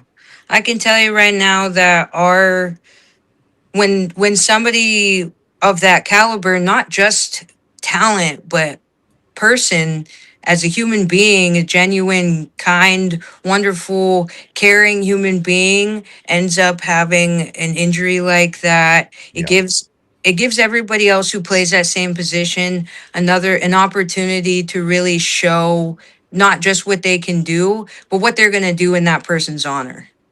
And I think that's really an important thing that has come up this year. Ari Smith has Yeah, had her that's her. own Yeah. story when it comes to her success on the field too. She has had battles in her own personal life, and it's an amazing thing to be able to see her execute in a way that she has wanted to these past couple seasons and hasn't been able to for other reasons. So it's just we're watching it. We're watching everybody on the running back position really hone in and channel their own act like true talent, and you're seeing it. You're seeing that extra push. You're seeing that blast of power. You're seeing that decision that you might have hesitated before, but now you're playing with a different kind of intensity because now there's a different hunger that exists with you. And guys and gals like this, like Ari that you're talking about, and some of the other people that might be off the bench that's not as seasoned as Napo was. How are they dealing as far as dealing with preparing for games? I mean, obviously, all you guys are right on that same page. And they're all ready for in-game mode. For somebody, again, anybody that's outside of Napo at this point, how are they taking on the preparation, not only physically and what they have to do on the field, but mentally as well to get prepared for a game as big as this? A lot of extra work outside of what we already have as our like specific practices or film. Yeah. We're not leaving it. We're leaving no stone unturned. We are truly honing in and channeling the things that need to be done for us to play to our best capability. Not get in our own way, not just shut out the noise and play your game, because every single person, whether it's from our third string running back to our third string receiver to whoever it may be, everybody is locked in and they're channeled, and they're doing the extra work that needs to be done in this kind of game. And this kind of game does require a little bit of more umph from wherever you already have it. You can have it, and you can have 100%. Now we're in 110% at this point. Absolutely. Mike, I got two more. If you want to go ahead and ask Makai something. I have no more questions other than I just can't wait to see you guys play. And I'm rooting for you, and I hope you guys go out there and just dominate and then just keep moving on, because like Ryan said, you guys are fun to watch, and like you're saying, you guys are just locked in at a different level this year, and I'll be surprised if you guys don't go all the way, because it's like everything you're saying and everything you guys have done this year, it just seems like the season of destiny. Like you see this in sports all the time, the way teams, like you said, coalesce at the right time, at the right moment, and it just has that feeling of it that this is the time. Yes. Absolutely. My question, I got two left. We won't keep you too much longer. Last week, after the very late in the game, there was a kickoff. Jana got the ball and she was taking off up the field, and that chick grabbed her hair and pulled her back and they tackled her. Is for one, is she okay? I just want to ask, because again, it looked brutal when it happened, but you know what? I've seen Jana many times on that field, and she's a beast as you. And I thought to myself, of course she's fine. She got up, went right back, and I was just fine. You guys see a lot of tackles like that because, again, the hair's out there. It's fair game. And like I said, if it wasn't for that hair, she might have been gone down that sideline. Honestly, I think the same thing. I think she would have been gone. And I think I think she felt it too. And, that's the unfortunate part about having your hair out like that. Now, there are other options for not having it out like that, and then that's something that she has considered for going into this week, because I know that she's not going to want that to happen again. She's gone down the sideline. She's gone, and we saw it. I was right there. I tell and you then what, she levitated for a minute. she did that first move to escape, and then once she started going, I thought she's gone, and then just that quick grab of the hair, I was like, ah. Yeah. And it's an unfortunate part of it's an unfortunate part of the game that as women, a lot of the times they're going to have longer hair. And at the end of the day, you have to make a decision on whether or not you are going to do what you can to keep it concealed, Right. or if you're going to let it out. And I know people who put their hair in braids, and they have long hair down to the halfway down their back, and they'll put it in braids for the game, and then they'll put it under their shoulder pads. Okay. So there are people who do make that decision, but it is fair game. It is a part of the uniform. And Jana's Jana. I mean, you know what I mean? I've been watching this hair for a few years, and I thought she's probably not going to put it. She just does what she does, like yourself. Yeah. She just goes out there and beats it, and it's like, you know what? Nobody asks questions, you know? It's like when Palomalu would put his hair down, he would turn into like the football persona. Then after the game, put it up and go back to that, the 9 to 5 person. You're Yeah. right. Yeah. So some people need that, And speaking of the 9 to 5 person, my last question, it's going to come down to just, let me put it to you this way. This is something I learned the last time we talked to you. You're a very down-to-earth, level-headed person, soft-spoken, and it's really evident when you see these commercials during the game of that commercial Yins guys did with Doc, and Yins came up on him and took the ball, and he's laying on the ground. And when you spoke, I'm thinking, I seen you run people over at very, very fast speeds, and you have this soft-spoken voice, and it's just one of the things that's more impressive about you, because once you see you play, you realize you do turn that switch on. This person that you are, and then this person that you are. At what point in your life, I've been wanting to ask you, at what point in your life did you realize that you had that? Again, you've been playing football for a long time. Some people don't ever realize, find that button for themselves to turn off and on. How far along were you in your football career when you realized that you were just able to turn it on and go out and dominate a game and walk off the field and be yourself at the end of the day? It's truly something you would like to see from more professional football players in the NFL level.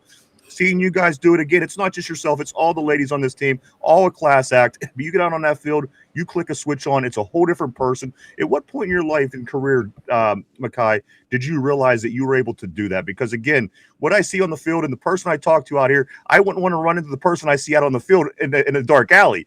Here, I love talking with you. When did you realize you had that?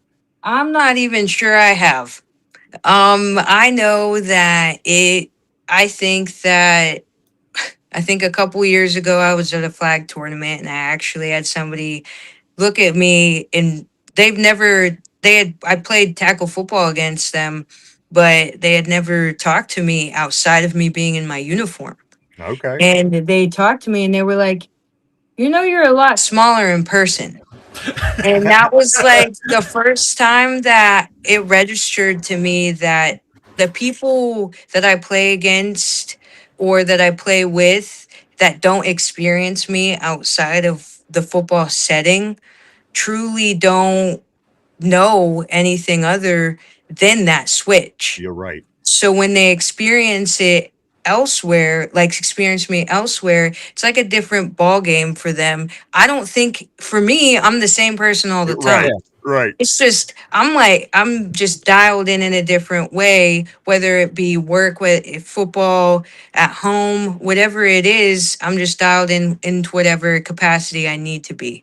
So I think that was like the first time, I think it was maybe like 23 or 22, end of 22, that was the first time that somebody had said something like that to me. And I was like, huh. I guess you do only see me a specific way because that's only how you've ever experienced me. So I think I'm still trying to realize it. And I realize that when I'm on the field or in a football setting, I'm an intense person. But when it comes to and I might be an intense person outside of that, Right. It's a different level of locked in. Like I'm going to do everything I possibly can in all aspects of my life, but football and my love for it just amplifies that tenfold. So I think that I'm still realizing that, and sometimes got to keep that in mind when people don't experience me like that. You know what, Makai, it's been, I can't even think of the word. I'm going to be honest with you. It's really been a treat to get to watch yourself and your team and your coaches do your thing every weekend. A total class act. Makai Chavez this weekend, guys. Conference championship football game this week at Char Valley. Is it a 6 o'clock start, Makai? Yes. 6 o'clock start at Char Valley. ESPN Plus. You're not going to want to miss this game. It's the third time these two teams face off against one another again, the same way it went down last year, with these ones being finished, Mike, this season with a game-winning field goal. Again, a late touchdown, kind of sealed it for Washington, D.C. last time. This game is going to be classic. I have no doubt about it. And if your teammates are anywhere close to being as locked in as you are, I have no doubt that we're going to win this football game and be getting ready to head to Canton because, Makai, again, to watch women play football, full padded football, you guys are just on a whole different level. Don't get me wrong, DC's really good. But from what I've seen over the past few years, the battles against Boston, everything that you see from this football team, the way Yins persevere, the way Yins continue to be a top team, the way Yins continue to win, it just couldn't be more impressive. And I got to be honest, as a fan, Makai, there would be nothing better to see Yins ladies win this football game, beat this Washington team, take their quarterback, and get back to DC as we get ready to head up to Northeast Ohio to get ready for the championship. Makai, again, I could tell you're locked in. Mike, anything before we let Makai go? I'll just continue to gush at her if you let me talk. So I just want to thank you again for joining us. We really do appreciate this. Appreciate you coming in, talking about the passion, and letting us know like your guys' mindset heading into this game, and wishing you and the team nothing but success this weekend. Absolutely. Thank you. I really appreciate you guys having me here. It's I love football and I love talking to you guys. So it's going to be a good rest of the season. I can tell you that. You know what? Likewise, again, we just try not to bother you that much. I know once season comes along, Yins are busy, but when Yins win this one, we'd like to talk to you again, maybe and get a little bit of insight for the championship game. But until then, we'll certainly be holding our breaths, getting ready for the big game Saturday. Again, 6:00 at Shar Valley. If you can't get down there, the game's going to be on YouTube. It's going to be on ESPN Plus. You're not going to want to miss this matchup. This is the Steelers and the Ravens of the WFA, in my opinion. You're not going to want to miss this. Again, Makai, thank you so much for hanging out. We can't wait to talk to you again. A class act, former MVP, quarterback of the Pittsburgh Passion, ready, locked, loaded for the DC Divas this Saturday evening. Makai, again, thank you so much. Get ready, get your teammates ready, go out there and win this game, and we can't wait to talk to you after. All right. Thank you very much. I appreciate it. Thank you, Makai. Good luck. All right. No, we're still good because we're not live. Fantastic.